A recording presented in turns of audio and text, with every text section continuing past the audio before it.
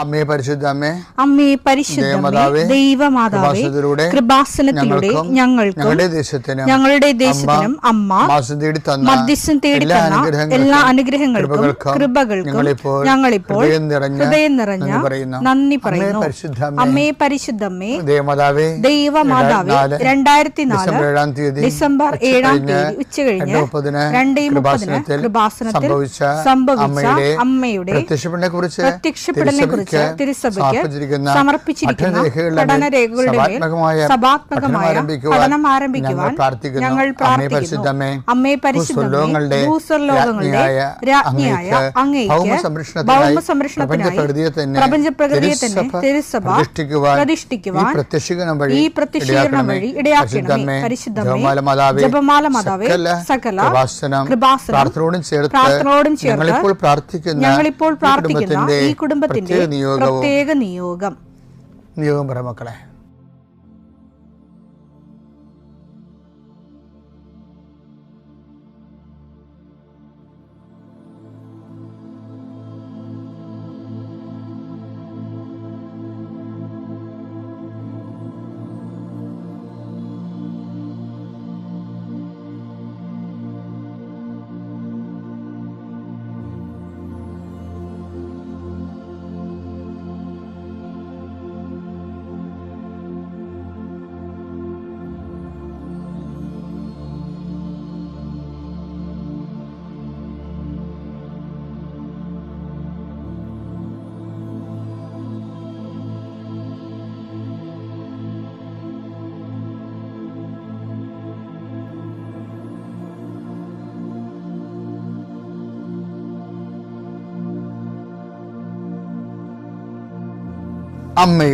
അമ്മയുടെ പ്രത്യക്ഷീകരണത്തിന്റെ ഈ അനുഗ്രഹവേളയിൽ ഞങ്ങൾക്ക് സാധിച്ചു തരുവാൻ കനിയണമേ.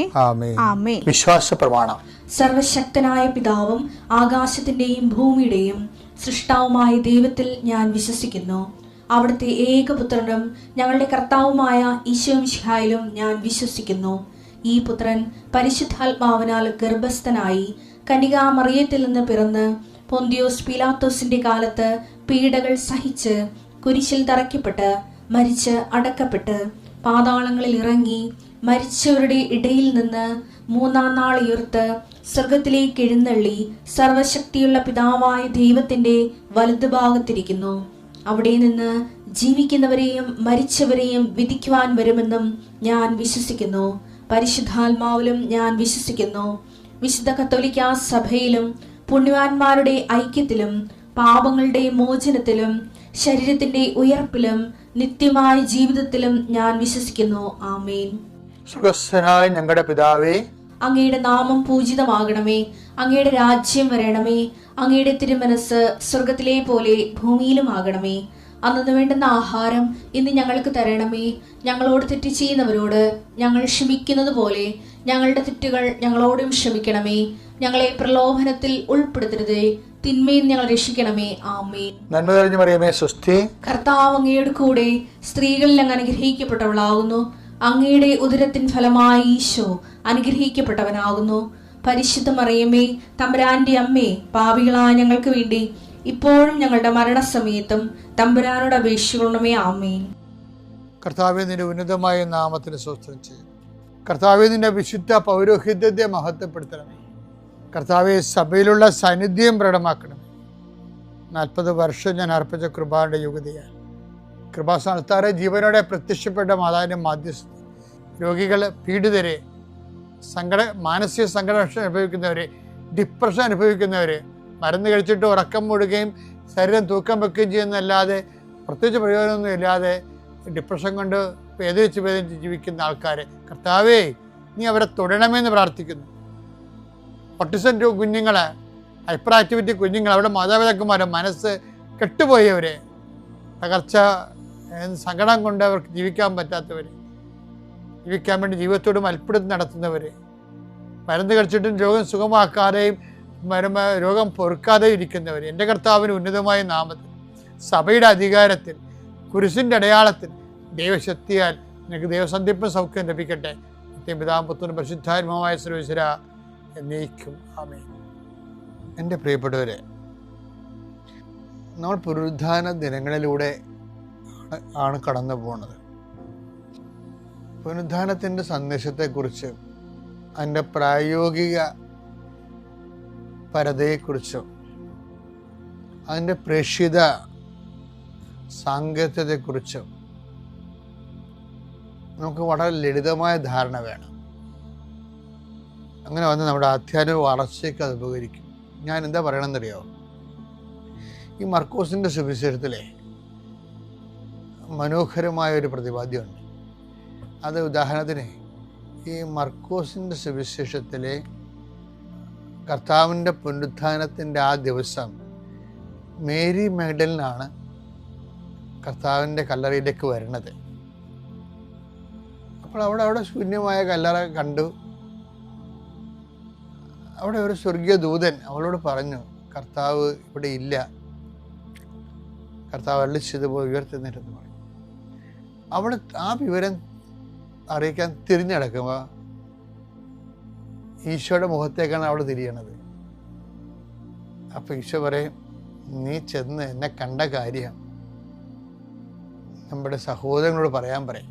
അത് മർക്കോസിന്റെ സുവിശേഷം 16:10 അവൾ ചെന്ന് അവനോട് കൂടെ ഉണ്ടായിരുന്നവരെ വിവരമറിയിച്ചു. ഓക്കെ അല്ലേ? അത് അപ്പോൾ ആ മെസ്സേജ് പാസ് ചെയ്ത് ഇനി അതിനടുത്ത ദിവസം 2 ശിഷ്യന്മാർ, മിക്കവാറും ക്ലയഫസാണ്, അവർ തിരിച്ച് ബ്രഹ്മാവസ്ഥയിലേക്ക് പോകുന്ന വഴിക്ക് കർത്താവ് വേറൊരു രൂപത്തിൽ അവർക്ക് പ്രത്യക്ഷപ്പെടും. അവരെന്താണ് ചെയ്തതെന്ന് നോക്കിക്കേ. കർത്താവ് പ്രത്യക്ഷപ്പെട്ട ആ ആൾക്കാർ എന്താണ് ചെയ്തതെന്നാണ്, അടുത്ത നടപടി എന്താണെന്നാണ് പറയണത്.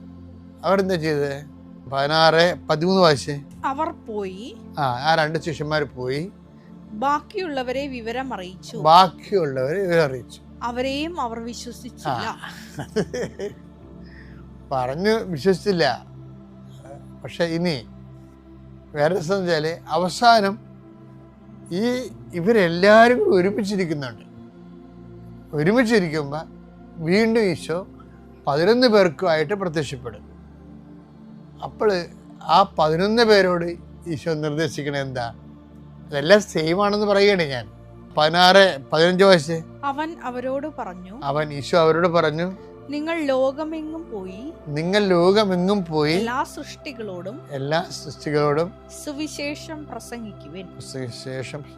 അപ്പൊ പുനരുത്ഥാനത്തിന്റെ സന്ദേശം മേരി മാഗ്ഡലിനോടായാലും എമ്മാവൂസിലെ ശിഷ്യന്മാരോടായാലും 11 ശിഷ്യന്മാരോടായാലും യേശുവിന് ഒരു സന്ദേശമേ ഉള്ളൂ. എന്താണ്? ഈ മെസ്സേജ് പാസ് ചെയ്യണം. അതാണ് ഈ മെസ്സേജ്, ഈ സന്ദേശം കർത്താവ് ഉയർത്തെഴുന്നേറ്റിരിക്കുന്നു. അതായത് ഈ കർത്താവ് ഉയർത്തെഴുന്നേറ്റിരിക്കുന്നു എന്ന് പറഞ്ഞാൽ 2-3 അർത്ഥങ്ങൾ ഇനി വരാൻ പോണേ മെസ്സേജ് പാസ് ചെയ്യുമ്പോൾ. എന്താണ്?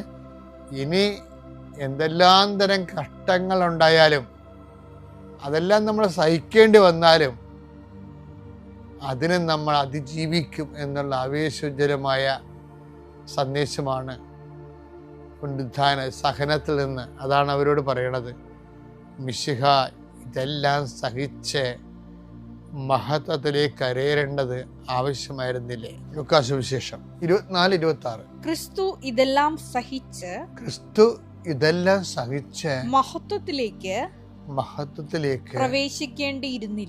പ്രവേശിക്കേണ്ടിയിരുന്നില്ലേ? അതായത് ഈ മഹത്വത്തിലേക്കാണ് ഇത് കഴിച്ചുകൊണ്ട് നിൽക്കണത്. പക്ഷെ മഹത്വത്തിൻ്റെ സമയത്ത് നമ്മൾ ഈ സഹനം മറന്നുപോകും. അതാണ് എൻ്റെ സത്യാവസ്ഥ എന്ന് പറയുന്നത്. അപ്പോൾ എന്താണ് വിഷയം എന്ന് വെച്ച് കഴിഞ്ഞാൽ, നമ്മൾ വിശ്വാസത്തിൻ്റെ ഏറ്റവും വലിയ കൺഫ്രണ്ട് ചെയ്യണതാണ്. പുനരുത്ഥാനത്തെ അഭിമുഖീകരിക്കുന്ന ഓരോരുത്തരും, ആ പുനരുത്ഥാനത്തിൽ വിശ്വസിക്കുന്ന ഓരോരുത്തരും അവരുടെ പ്രഥമ ജോലി എന്താണ്? അത് മറ്റുള്ളവർക്ക് പറഞ്ഞു കൊടുക്കുകയാണ്, മറ്റുള്ളവരോട് അറിയിക്കുകയാണ്. എന്നാൽ മാത്രമേ ഒരു ക്രിസ്ത്യനായിട്ട് ദൈവം അംഗീകരിക്കത്തുള്ളൂ. ഞാൻ പലപ്പോഴും മനുഷ്യൻ്റെ ഏറ്റവും വലിയ ഗതികേട്, ഒരു വിശ്വാസിയുടെ ഏറ്റവും വലിയ പരാജയം എന്താണെന്ന് എന്നോട് ചോദിച്ചാൽ ഞാൻ പറയും, വിശ്വാസം കൈമാറ്റം ചെയ്യാത്തതാണ്. നമ്മൾ 10-40 കൊല്ലമായി 20 കൊല്ലമായി എന്നൊക്കെ പറഞ്ഞിട്ട് ഈ വിശ്വാസം മറ്റുള്ളവർക്ക് കൈമാറുന്നില്ലല്ല. നമുക്ക് പേടിയാണ്, അല്ലെങ്കിൽ കുറച്ചിലാണ്. അങ്ങനെ അതുകൊണ്ട് പല കാര്യങ്ങളുണ്ട് കർത്താവിനെ നമ്മൾ ഒഴിവാക്കുന്നുണ്ട്. കർത്താവ് ഒഴിവാക്കണം സ്ഥാനത്തിന്. അപ്പം അങ്ങനെ വരരുത്. നിങ്ങൾക്ക് ആവേശോജ്വലമായി പറയാൻ കഴിയണം, കർത്താവിനെ ഞാൻ കൈമാറിയിട്ടുണ്ടെന്ന്. പിതാവിൻ്റെയും പുത്രൻ്റെയും. ഞാൻ ഈ കൃപാസനത്തിൽ വന്ന് എനിക്ക് ഈ അമ്മയുടെ ആൾക്കാരുടെ മുമ്പിൽ നിന്ന് സാക്ഷ്യം പറയാൻ ഒരുക്കി തന്ന എൻ്റെ ഈശോയ്ക്കും എൻ്റെ മാതാവിനും ഒരുപാട് നന്ദി അറിയിക്കുന്നു. എൻ്റെ പേര് ലിറ്റി. ഞാൻ കൊല്ലം ജില്ലയിൽ നിന്ന് പെരുമ്പട സെൻറ്റ് മാർട്ടിൻ മലങ്കര കത്തോലിക്ക ദേവാലയത്തിൽ നിന്ന് വരുന്നു. അമ്മയുടെ മുമ്പിൽ എന്നെ പ്രത്യക്ഷണത്തിൻ്റെ സാക്ഷിയാക്കി മാറ്റിയതിന് അമ്മയ്ക്ക് ഒരുപാട് നന്ദി അർപ്പിക്കുന്നു. ഞാൻ ആദ്യമായിട്ട് ഇവിടെ ഉടമ്പടി എടുക്കുന്നത് 30/4/2023 ആദ്യമായിട്ട് ഉടമ്പടി ഞാൻ എടുക്കുന്നത്. ഞാൻ കൃപാസനത്തെ പറ്റി കേട്ടിരുന്നത് ഞാൻ നഴ്സിംഗ് പഠിക്കുന്ന സമയത്ത് എൻ്റെ കൂട്ടുകാരുടെ കയ്യിൽ കൃപാസനത്തിൻ്റെ പത്രം കയ്യിൽ ഇരിക്കുന്ന കണ്ടിട്ടുണ്ടായിരുന്നു. അപ്പം ഞാൻ ആദ്യമായിട്ട് ഇതെന്താണ് സംഭവം, എനിക്ക് മാതാവിനെ പറ്റിയിട്ട് വിശ്വാസമുണ്ടായിരുന്നു, എങ്കിലും കൃപാസന മാതാവിനെ പറ്റിയിട്ട് ഒന്നും അറിയുകയില്ലായിരുന്നു. അപ്പം പത്രത്തിലൂടെ ആയിരുന്നു ആലപ്പുഴ കലവൂർ ഈ കൃപാസനത്തെ പറ്റി അറിഞ്ഞിരുന്നത്. അപ്പോൾ ഞാൻ അവർ ചോദിക്കുന്നത് എന്താണ് സംഭവം ഇങ്ങനെ. അപ്പോൾ ഉടമ്പടിയുടെ കാര്യത്തെപ്പറ്റിയൊക്കെ പറഞ്ഞിട്ടുണ്ടായിരുന്നു. അന്ന് തൊട്ട് എനിക്ക് ഇവിടെ അമ്മയുടെ സന്നിധിയിൽ വരാൻ വേണ്ടിയിട്ട് ഞാൻ ഒരുപാട് ആഗ്രഹിച്ചു. അങ്ങനെ എൻ്റെ അമ്മയുടെ കസിൻ ബ്രദർ വഴി എനിക്കിവിടെ ആദ്യമായിട്ട് ഇവിടുന്ന് ഉടമ്പടി ഞാൻ ആദ്യമായിട്ട് എടുത്തു. അതിൽ വെച്ചിട്ടുള്ളൊരു നിയോഗമായിരുന്നു, ഞാൻ നഴ്സിംഗ് കഴിഞ്ഞിട്ട് ഞാൻ പുറത്തോട്ട് പോകാൻ വേണ്ടിയിട്ടുള്ള ജർമ്മൻ പഠിക്കാൻ വേണ്ടിയിട്ട് ഞാൻ സ്റ്റാർട്ട് ചെയ്തു. അങ്ങനെ ഞാൻ ഇവിടെ ഉടമ്പടി വെച്ച് നിയോഗത്തിൽ ഞാൻ ജർമ്മനിക്ക് പോകാൻ വേണ്ടിയിട്ടുള്ള എക്സാം പാസ്സാവുന്നതിന് വേണ്ടിയിട്ടായിരുന്നു ഞാൻ ആദ്യം നിയോഗത്തിൽ വെച്ചിരുന്നിരുന്നത്. ഞാൻ ബാംഗ്ലൂരിൽ വെച്ചിട്ടായിരുന്നു എൻ്റെ ആദ്യത്തെ എക്സാം. ഞാൻ ലേസൺ, ഹ്യോൺ, സ്ട്രൈബൻ എന്നീ മൊഡ്യൂളായിരുന്നു ഞാൻ ബാംഗ്ലൂരിൽ ആദ്യമായിട്ട് എക്സാം എഴുതിയത്. ഞാൻ അമ്മയുടെ ഉടമ്പടി കാശുരൂപവും ഉടമ്പടി വസ്തുക്കളും ഉപയോഗിച്ചുകൊണ്ട് തന്നെ ഞാൻ ബാംഗ്ലൂരിൽ അവിടെ ചെന്നു. അപ്പോൾ എനിക്ക് അവിടെ നിന്ന് ആദ്യം നല്ല ഭയവും പേടിയും ഉണ്ടായിരുന്നു. എന്താകും, എക്സാം എങ്ങനെയാണ്, ഫസ്റ്റ് ടൈം അറ്റൻഡ് ചെയ്യുകയാണ്, എങ്ങനെയാണെന്നൊന്നും എനിക്കറിയത്തില്ല. എങ്കിലും ഞാൻ അമ്മയുടെ ഉടമ്പടി കാശുരൂപം മുറുകെ പിടിച്ച് കൊണ്ട് തന്നെ ഞാൻ എക്സാം ഹാളിൽ ചെന്നു. ഞാൻ എക്സാം എല്ലാം എഴുതി. പക്ഷേ എനിക്ക് എന്തൊക്കെയോ ഞാൻ അറ്റൻഡ് ചെയ്തു, പക്ഷേ എനിക്ക് കിട്ടുമെന്നൊരു ഉറപ്പില്ല. കാര്യം എനിക്ക് എന്തോ ഭയങ്കരമായിട്ട് എനിക്ക് എഴുതാൻ ഒന്നും പറ്റിയിരുന്നില്ല. കാരണം ഞാൻ എനിക്കൊന്നും പറയുന്ന കാര്യങ്ങളൊന്നും എനിക്ക് മനസ്സിലാവുന്നില്ലായിരുന്നു. ഞാൻ എക്സാം കഴിഞ്ഞ് ഇറങ്ങി.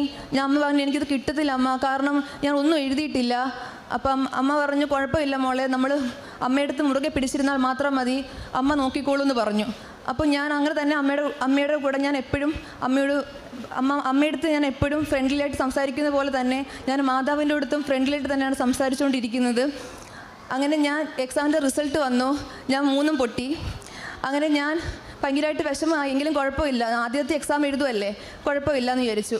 അങ്ങനെ രണ്ടാമത് ഞാൻ വീണ്ടും എക്സാം എഴുതുന്നതിന് മുമ്പ് ഞാനിവിടെ ബഹുമാനപ്പെട്ട ജോസഫ് അച്ഛനെ വന്ന് കണ്ടു.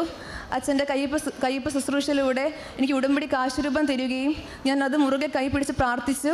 ഞാൻ ഡൽഹിയിൽ എക്സാം എഴുതാൻ പോയപ്പോൾ അവിടെ ചെക്കിങ്ങിന് പറഞ്ഞു ഉടമ്പടി കാശുരൂപവും ഇതൊന്നും അകത്ത് കൊണ്ടുപോകാൻ പറ്റത്തില്ല എന്ന് പറഞ്ഞു. അങ്ങനെ ഞാൻ കുഴപ്പമില്ല, എന്തോ ആയിക്കോട്ടെ, ഞാൻ കഴുത്തിൽ ധരിച്ചു. അകത്ത് കയറി എക്സാം എഴുതി. എക്സാം അകത്ത് കയറിയപ്പോൾ എനിക്ക് നന്നായിട്ട് എഴുതാൻ പറ്റി. കാരണം എനിക്ക് എന്തെന്നറിയില്ല, എൻ്റെ മനസ്സിൽ ഇങ്ങനെ ഉത്തരങ്ങളെല്ലാം പറഞ്ഞുകൊണ്ടിരിക്കുകയാണ്. അപ്പം ഞാൻ എല്ലാം അറ്റൻഡ് ചെയ്തുകൊണ്ടിരിക്കുക, എനിക്കെല്ലാം എഴുതാനും പറ്റുന്നുണ്ട്. ഭയങ്കര സന്തോഷമായിരുന്നു ഇറങ്ങി വന്നപ്പോൾ. ഞാൻ അമ്മയോട് പറഞ്ഞു, അമ്മ എനിക്ക് എക്സാം കിട്ടും, ഉറപ്പാണ്, എനിക്കിപ്പം പാസ്സാവുമെന്ന് പറഞ്ഞു. അങ്ങനെ എക്സാമിൻ്റെ റിസൾട്ട് വന്നു. ഞാൻ നല്ല മാർക്കോടെ തന്നെ 80% മാർക്കോടെ തന്നെ എല്ലാം പാസ്സാവുകയും ചെയ്തു. അതിനുശേഷം എൻ്റെ പ്രോസസ്സിന് ഭയങ്കര ഡിലേ ആയിരുന്നു. ഞാൻ നേഴ്സ് ആയതുകൊണ്ട് വർക്ക് ചെയ്യാൻ വേണ്ടിയിട്ട് ബെഷേഡിങ് എന്ന് പറഞ്ഞ ഡോക്യുമെൻ്റ് ഉണ്ടായിരുന്നു. ഈ ഡോക്യുമെൻ്റ് എനിക്ക് 1.5 വർഷം കൊണ്ട് കിട്ടുന്നില്ലായിരുന്നു. അപ്പോഴും ഞാൻ ഈ ഉടമ്പടി ഇവിടെ വന്ന് ഓരോ സമയം പുതുക്കുമ്പോഴും ഞാൻ വന്ന് ഇവിടെ കരഞ്ഞ് പ്രാർത്ഥിക്കും അമ്മയുടെ മുമ്പിൽ, അമ്മ എന്തുകൊണ്ട് അമ്മ ഈ ബെഷേഡിങ് ഒന്നും കിട്ടുന്നില്ലല്ലോ, എൻ്റെ സമയം പൊക്കോണ്ടിരിക്കുകയാണല്ലോ അമ്മയെന്ന്. അന്നേരം ഞാൻ അമ്മയോട് പ്രാർത്ഥിച്ചു. ഞാൻ ഈ മാതാവിൻ്റെ ഉടമ്പടി പുതുക്കിയതിന് ശേഷം ഞാൻ അമ്മയോട് പറഞ്ഞു, അമ്മേ ഞാൻ ഈ ജർമ്മനി എനിക്ക് പോകണമെന്ന് പറ്റുന്നുണ്ടെങ്കിൽ അമ്മ എനിക്കൊരു അടയാളം കാണിച്ചു തന്നേ പറ്റൂ അമ്മ, എന്നാലേ എനിക്കിത് മുമ്പോട്ടുള്ള കാര്യം ചെയ്യാൻ പറ്റത്തുള്ളൂ. അങ്ങനെ ഞാൻ പ്രാർത്ഥിച്ചപ്പോൾ അമ്മയുടെ ചീട്ട് ഇട്ടപ്പോൾ എനിക്ക് മാതാവിനെ എടുക്കാൻ കഴിഞ്ഞു. അപ്പോൾ ഞാൻ ഉറച്ചു വിശ്വസിച്ചു, കാര്യം എൻ്റെ അമ്മ എനിക്ക് ഉറപ്പായിട്ടും ജർമ്മനിയിൽ പോകാൻ തന്നെ എന്നെ കൂടെ ഉണ്ടെന്ന് വിചാരിച്ചു. അതിനുശേഷം ഞാൻ ഒക്ടോബർ 23 ഒക്ടോബർ 23-നാണ് എൻ്റെ ബസ് ഷെഡിങ് പേപ്പർ എല്ലാം കറക്റ്റായിട്ട് വന്നത്. അതിനു മുമ്പ് തന്നെ ഞാൻ ഇവിടുത്തെ അഖണ്ഡ ജപമാലിക്കും അതേപോലെ ഡിസംബർ 7 എല്ലാ ദിവസങ്ങളിലും വന്ന്, അതുപോലെ ചൊവ്വാഴ്ച ദിവസങ്ങളിൽ ആരാധന മത്തിയോടെ വന്ന് ഞാൻ മാതാവിനോട് എന്ന് വെച്ച് പ്രാർത്ഥിക്കുമായിരുന്നു. അതിൻ്റെ ഫലമായിട്ട് ഒക്ടോബർ മാസം തൊട്ട് ആദ്യം ബസ് ഷെഡിങ് വന്നു. അതിനുശേഷം കോൺട്രാക്റ്റ്, പ്രീ അപ്രൂവൽ, ഇതെല്ലാം പേപ്പറുകളെല്ലാം പെട്ടെന്ന് തന്നെ വരികയും ചെയ്തു. നവംബർ 7-ാം തീയതി എനിക്ക് VFSന് സ്ലോട്ട് ലഭിക്കുകയും എനിക്ക് കൊച്ചി വെച്ചിട്ട് എറണാകുളത്ത് വെച്ചിട്ടായിരുന്നു എൻ്റെ ഇൻ്റർവ്യൂ. അങ്ങനെ ഞാൻ ഇൻ്റർവ്യൂവിൽ പങ്കെടുത്തു ഡോക്യുമെൻ്റ് എല്ലാം ഞാൻ സബ്മിറ്റ് ചെയ്തു. വന്നതിന് ശേഷം ഞാൻ വിചാരിച്ചു കിട്ടുമായിരിക്കും, കാരണം പേപ്പറുകളെല്ലാം സബ്മിറ്റ് ചെയ്തല്ലോ, അപ്പോൾ എല്ലാം കിട്ടുമായിരിക്കും എന്ന് വിചാരിച്ചു. അങ്ങനെ ഞാൻ സാധാരണ നമുക്ക് ജർമ്മൻ വിസ അടിക്കുന്നത് ഒന്നുകിൽ 2 ആഴ്ച അല്ലെങ്കിൽ 1 മാസം, അങ്ങനെയാണ് വിസ കിട്ടുന്നത്. അങ്ങനെ എൻ്റെ 1 മാസം കഴിഞ്ഞു. ഞാൻ വിസ തുറന്ന് നോക്കിയപ്പോൾ എൻ്റെ വിസ റിജക്ഷൻ ആയിരുന്നു. എനിക്ക് ഭയങ്കരമായിട്ട് വിഷമമായി. എന്ത് ചെയ്യും? കാര്യം ഞാൻ ഇത്രയും ഡോക്യുമെൻറ്റും കാര്യങ്ങളും സമയവും ഇതെല്ലാം ഇതിന് വേണ്ടിയിട്ട് സമയമെല്ലാം ഇതിന് വേണ്ടി നോക്കി വെച്ചിട്ട് ഒന്നും കിട്ടിയില്ലെന്ന് ഭയങ്കര വിഷമമായിരുന്നു എനിക്ക്. അതിനുശേഷം ഞാൻ വിസയുടെ റിജക്ഷൻ്റെ റീസൺ ഇതായിരുന്നു. എൻ്റെ സർട്ടിഫിക്കറ്റ് വാലിഡിറ്റി കഴിഞ്ഞെന്നാണ് എൻ്റെ പ്രശ്നം. എൻ്റെ സർട്ടിഫിക്കറ്റ് 1 ഇയറും 7 മന്തും കഴിഞ്ഞു. എൻ്റെ സർട്ടിഫിക്കറ്റിൻ്റെ വാലിഡിറ്റി കഴിഞ്ഞു. അപ്പം ഇനി എൻ്റെ ഓപ്ഷൻ എന്ന് പറഞ്ഞാൽ ഇനി പുതിയതായിട്ടൊരു എക്സാം എഴുതിയെടുക്കുക എന്ന് പറഞ്ഞു കഴിഞ്ഞാൽ പ്രയാസകരമാണ്. പെട്ടെന്ന് സ്ലോട്ട് കിട്ടുക, അതൊന്നും പ്രയാസകരമായുള്ള കാര്യമായിരുന്നു. അങ്ങനെ ഞാൻ എന്തായാലും കുറേ ഫ്രണ്ട് പറഞ്ഞു, നീ ഒരു കാര്യം ചെയ്യും, ഒന്നുകൂടെ റീസബ്മിഷൻ കൊടുത്ത് നോക്ക്, ചിലപ്പം കിട്ടുമായിരിക്കും എന്ന് കരുതി കൊടുത്ത് നോക്കാൻ പറഞ്ഞു. അങ്ങനെ ഞാൻ വിചാരിച്ചു എന്താ റീസബ്മിഷൻ കൊടുക്കണോ വേണ്ടയോ എന്നുള്ളൊരു കാര്യം. പിന്നെയും നമ്മുടെ സമയം പോയിക്കൊണ്ടിരിക്കുകയാണ്, എക്സാം എഴുതണോ വേണ്ടയോ എന്നുള്ളൊരു ഭയങ്കര കൺഫ്യൂഷനായിരുന്നു. ഞാൻ നോക്കിയപ്പം എൻ്റെ ഉടമ്പടി കഴിഞ്ഞിരുന്നു. അപ്പം ഞാൻ വിചാരിച്ചു ഉടമ്പടി അങ്ങനെ പുതുക്കി. പിന്നെയും ജോസഫ് അച്ഛനെ വന്ന് കണ്ടു. അച്ഛനെ കയ്യൊപ്പ് ശുശ്രൂഷയിലൂടെ എനിക്ക് ഉടമ്പടി കാശ് രൂപ എൻ്റെ കയ്യിൽ തന്നു. ഞാനത് പ്രാർത്ഥിച്ചു. ഞാൻ പ്രാർത്ഥിച്ചതിന് ശേഷം ഞാൻ അടുത്ത വിസ അപ്പോയിൻമെൻറ്റിനായിട്ട് ഞാൻ വെയിറ്റ് ചെയ്യുകയായിരുന്നു. അതിനുശേഷം എൻ്റെ VFSൻ്റെ സ്ലോട്ട് എന്ന് പറയുന്നത് നമ്മൾ ഓൺലൈൻ വഴി കൊടുക്കും, ഓഫ്ലൈൻ വഴിയായിട്ട് കൊടുക്കും. അപ്പം ഞാൻ ആദ്യം ഓഫ്ലൈൻ വഴിയായിട്ടായിരുന്നു കൊടുത്തിരുന്നത്. അതിനുശേഷം രണ്ടാമത് ഞാനിപ്പം ഓഫ്ലൈനായിട്ട് കൊടുക്കണ്ട, നമുക്ക് ഓൺലൈനായിട്ട് കൊടുക്കാം, CSP ത്രൂ വഴി കൊടുക്കാമെന്ന് പറഞ്ഞു ഏജൻറ്റ്. അതിനുശേഷം എനിക്ക് ഭയങ്കര പേടിയുണ്ടായിരുന്നു, ഓൺലൈൻ കൊടുത്തു കഴിഞ്ഞാൽ എങ്ങനെ ആവും, എനിക്ക് ഭയങ്കര ഭയമുണ്ടായിരുന്നു.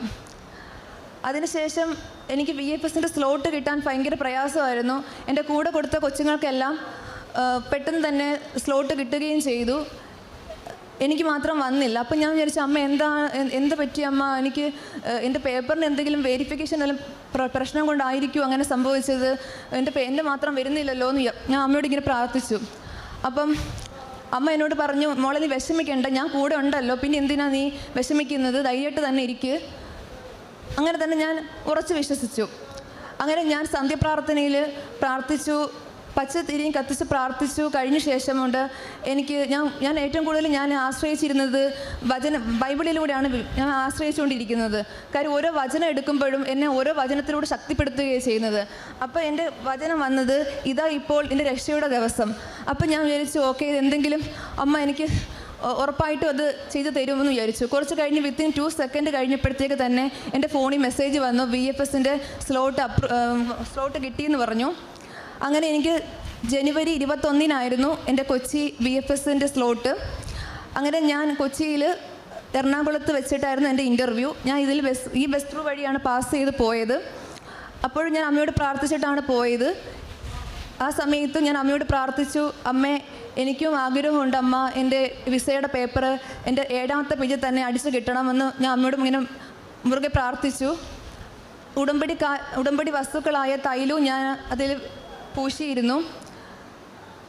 അതിനുശേഷം ഞാൻ അവിടെ ചെന്ന സമയത്ത് എനിക്ക് ഭയങ്കര ബുദ്ധിമുട്ടായിരുന്നു. കാരണം ഞാൻ അവിടെ ചെന്ന സമയത്ത് ഓൾറെഡി എൻ്റെ CSP ഡോക്യുമെൻ്റ് എല്ലാം ഓൺലൈൻ ത്രൂ വഴി ചെയ്തത് കൊണ്ട് നമുക്ക് ഡോക്യുമെൻ്റ് ഒന്നും കാണാൻ കഴിയില്ലായിരുന്നു.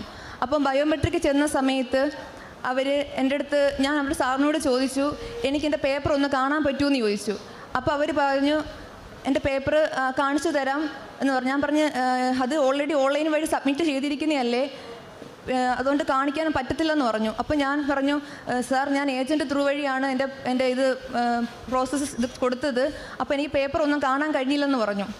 അപ്പോൾ ഞാൻ എൻ്റെ പേപ്പർ നോക്കിയപ്പം അതിൽ 7 പേപ്പർ എൻ്റെ മിസ്സിങ് ആയിരുന്നു. എൻ്റെ 10 +2 നേഴ്സിംഗ് മാർക്ക് ലിസ്റ്റ് ഇതെല്ലാം എൻ്റെ പേപ്പർ മിസ്സിങ് ആയിരുന്നു. എനിക്ക് ഭയങ്കരമായിട്ട് ടെൻഷനായി. ഞാൻ അന്നൊരു സാറിനോട് ചോദിച്ചു, സാർ ഇനി ഞാൻ എന്താണ് ചെയ്യേണ്ടുന്നത്? ഞാൻ വഴിയല്ല എൻ്റെ ഡോക്യുമെൻറ്റ് സബ്മിറ്റ് ചെയ്തത്, ഏജൻറ്റ് ത്രൂ വഴിയാണ് എൻ്റെ ഡോക്യുമെൻറ്റ് സബ്മിറ്റ് ചെയ്തത്. ഇനി ഞാനിതിൽ എന്താണ് ചെയ്യാൻ എനിക്ക് പറ്റുന്നതെന്ന് ചോദിച്ചു. അപ്പോൾ സാറ് പറഞ്ഞു, ഡോക്യുമെൻറ്റ് കയ്യിലുണ്ടെന്നുണ്ടെങ്കിൽ അത് കോപ്പി എടുത്ത് വെച്ചാൽ മതി എന്ന് പറഞ്ഞു. ഞാൻ അങ്ങനെ അത് കോപ്പി എടുത്തെല്ലാം കൈ വെച്ചു. ഞാൻ ഇവിടെ ഇവിടുന്ന് ഞാൻ ഇറങ്ങിയതിന് ശേഷം എൻ്റെ മനസ്സിൽ ഭയങ്കരമായിട്ട് പേടിയായിരുന്നു. കാരണം ഞാൻ 2ാമത്തെ ആണ്ട് റീസബ്മിറ്റ് വെച്ചു. പക്ഷേ എനിക്ക് ഇത്രയും ഡോക്യുമെൻറ്റ് മിസ്സിങ്ങാണ്. പിന്നെ എനിക്ക് എങ്ങനെ അത് വിസ കടിച്ച് കിട്ടും? ഭയങ്കരമായിട്ട് വിഷമമായിരുന്നു. ഞാൻ ബസ്സിൽ ഇരുന്ന് ഭയങ്കരമായിട്ട് കരഞ്ഞു, അമ്മ ഞാൻ എന്ത് ചെയ്യും? അപ്പോഴും ഈ പാസ് ത്രൂ വഴി ഇതിൽ പോയപ്പം ഞാൻ കൃപാസനത്തിൽ വണ്ടി നിർത്തി. ഞാൻ അമ്മയോട് പ്രാർത്ഥിച്ചു, അമ്മേ എനിക്കിത് കിട്ടുമെന്ന് എനിക്കറിയത്തില്ല, കാര്യം ഇത്രയും പേപ്പർ എൻ്റെ മിസ്സിങ് ആണ്, ഞാൻ എന്ത് ചെയ്യും അമ്മയെന്ന് പറഞ്ഞു. അപ്പം കുഴപ്പമില്ല മോളെ, നീ അതിന് മനസ്സിലിങ്ങനെ എന്തോ ഒരു ശബ്ദം ഇങ്ങനെ മനസ്സിലിങ്ങനെ വന്നുകൊണ്ടിരിക്കുക. അന്നേരം ഞാൻ നോക്കിയപ്പോൾ ഞാൻ എൻ്റെ ബസ് സ്റ്റാൻഡിൽ ഇരുന്ന സമയത്ത് ഞാൻ ഒരു പത്രം ഒന്നും ഞാൻ കണ്ടില്ലായിരുന്നു എൻ്റെ കയ്യിൽ. പെട്ടെന്ന് ഇവിടുന്ന് പാസ് ത്രൂ കഴിവ് വന്നപ്പം എൻ്റെ കയ്യിൽ പത്രം പെട്ടെന്ന് എൻ്റെ കൈ വന്നു. എൻ്റെ സൈഡിൽ തന്നെ ഇരിക്കുമായിരുന്നു എൻ്റെ പത്രം. അപ്പം ഞാൻ പെട്ടെന്ന് നോക്കിയപ്പോൾ ജനുവരി മാസത്തെ പത്രം. അപ്പോൾ ഉറപ്പാണ് അമ്മ ഇത് ഉറപ്പായിട്ടും ഇത് അമ്മ ഇടപെടും. അത് കഴിഞ്ഞ ശേഷം എനിക്ക് അവിടുന്ന് മെയിലും കാര്യങ്ങളൊന്നും വന്നില്ലായിരുന്നു. നമ്മൾ പേയ്മെൻറ്റ് ചെയ്യുന്നതിൻ്റെ മെയിൽ അപ്പം തന്നെ നമ്മുടെ ഫോണിൽ വരും. എനിക്കതിൽ മെയിലുകളൊന്നും കാര്യങ്ങളൊന്നും വന്നിട്ടില്ലായിരുന്നു. അങ്ങനെ ഞാൻ ഒരു 10 സെക്കൻഡ് ഇവിടുന്ന് കഴിഞ്ഞ ശേഷം എൻ്റെ ഫോണിൽ മെയിലും വന്നു, അവിടുന്ന് റിസീവ് ആയിട്ടുണ്ടെന്ന് പറഞ്ഞുള്ള മെയിൽ വന്നു. അതിനുശേഷം ഞാൻ എൻ്റെ വിസയുടേത് സാധാരണ 2 മാസം അല്ലെങ്കിൽ 1 മാസം, 2 മാസം കഴിഞ്ഞു, 1 മാസം കഴിഞ്ഞു, എനിക്കൊന്നും വന്നില്ല. അപ്പോൾ ഇനി എന്താണിത് പേപ്പർ ഇത്രയും വൈകാൻ കാരണം? ഈ പേപ്പർ മിസ്സിങ് ഉള്ളത് കൊണ്ടായിരിക്കും. എന്തായാലും കുഴപ്പമില്ല, അമ്മ എൻ്റെ കൂടെ ഉണ്ടല്ലോ, പിന്നെ ഞാൻ എന്തിനാണ് പേടിക്കുന്നത് എന്ന് പറഞ്ഞ് മുറുകെ തന്നെ പിടിച്ചിരുന്നു. അപ്പം ഞാൻ സാക്ഷ്യങ്ങളിങ്ങനെ പൊതുവെ കേൾക്കുമായിരുന്നു, സാക്ഷ്യങ്ങളിങ്ങനെ കേൾക്കും. വിസ കിട്ടി. മാർച്ച് 25 മംഗളത്തിരുന്നാളിൻ്റെ അന്ന് തന്നെ എനിക്ക് മെയിൽ വന്നു, അവിടുന്ന് റിസീവ്ഡ് ആയിട്ടുള്ള മെയിൽ വന്നിട്ടുണ്ട്. അങ്ങനെ ഞാൻ മാർച്ച് 25-ാം തീയതി എനിക്ക് മെയിൽ വന്നു. മാർച്ച് 27-ാം തീയതി എനിക്ക് എൻ്റെ വിസ കൈപ്പറ്റി നോക്കിയപ്പോൾ എൻ്റെ 7ാമത്തെ പേജിൽ തന്നെ എൻ്റെ വിസ അപ്രൂവ്ഡായി തന്നെ വന്നു. ഇത്രയും ചെയ്ത എൻ്റെ തിരുക്കുമാരൻ ഒരുപാട് നന്ദി അറിയിപ്പിക്കുന്നു. അതിനുശേഷം ഫെബ്രുവരി 11-ാം തീയതി ഞാൻ അമ്മയോട് എപ്പോഴും പറയും, എനിക്കൊരു ഫെബ്രുവരി 11-ാം തീയതി ബർത്ത്ഡേയുടെ സമയത്ത് എനിക്കൊരു സമ്മാനം തരണമെന്ന് ഞാൻ എപ്പോഴും ആഗ്രഹിക്കുന്നുണ്ടായിരുന്നു, ഈ വിസ കിട്ടുമെന്ന്. പക്ഷേ എൻ്റെ ഫെബ്രുവരി 8-ാം തീയതി എൻ്റെ അടുത്ത് അമ്മ പറഞ്ഞു, ഞാൻ പടം വരയ്ക്കുമായിരുന്നു. അവർ പടം വരയ്ക്കുന്ന സമയത്ത് അമ്മ എൻ്റെ അടുത്ത് പറഞ്ഞു, നീ എന്നെ പടം വരയ്ക്കാൻ പറഞ്ഞു. അപ്പോൾ ഞാൻ അമ്മയുടെ പടം വരച്ചു.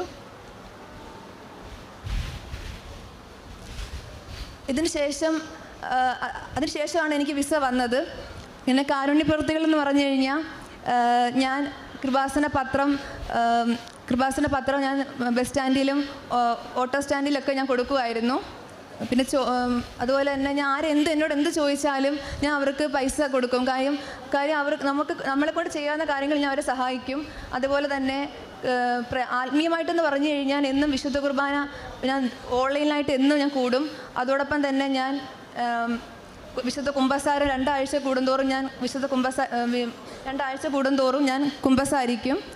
ഇത്രയെല്ലാം ചെയ്തു തന്ന എൻ്റെ ഈശോയ്ക്കും മാതാവിനും തിരുക്കുമാരനും നന്ദി പറയുന്നു. നീ അവനെ ഭയപ്പെടേണ്ട, നിൻ്റെ രക്ഷയ്ക്ക് നിന്നോട് കൂടെ ഞാനുണ്ട്, കർത്താവാണിത് പറയുന്നത്. ജെറമിയ പ്രവാചകൻ്റെ പുസ്തകം 1-ാം അധ്യായം 8-ാം വചനമാണ്. ജെറമിയ പ്രവാചകനെ ദൈവം വിളിച്ചപ്പോൾ അവൻ ഭയപ്പെട്ടു. താൻ ചെറുപ്പമാണെന്നാണ് ജെറമിയ പറഞ്ഞത്, സംസാരിക്കാൻ കഴിയില്ലെന്നും പറഞ്ഞു. അപ്പോൾ ദൈവം അവനോട് ആശ്വസിപ്പിച്ചുകൊണ്ട് പറഞ്ഞു, ഭയപ്പെടേണ്ട, ഞാൻ നിന്നോട് കൂടിയുണ്ട്, ഞാൻ നിന്നെ രക്ഷിക്കുമെന്നാണ്. ഈ വചനം തന്നെയാണ് ഓരോ ഉടമ്പടി മക്കളോടും ദൈവം എന്ന് പറയുന്നത്. ഭയപ്പെടേണ്ട, നിൻ്റെ രക്ഷയ്ക്ക് നിന്നോട് കൂടെ ഞാനുണ്ട് എന്നാണ് കർത്താവ് പറയുന്നത്. ഉടമ്പടിയിലെ ഓരോ സാക്ഷ്യങ്ങളിലും നമുക്ക് മനസ്സിലാക്കാൻ സാധിക്കുന്നത് ഈശോയുടെയും അമ്മയുടെ സാന്നിധ്യം മനസ്സിലാക്കുന്ന ഒരു വലിയ ഒരു ദൈവ അനുഭവമാണ് ഓരോ മക്കളുടെ സാക്ഷ്യങ്ങളും വെളിപ്പെടുത്തുന്നത്.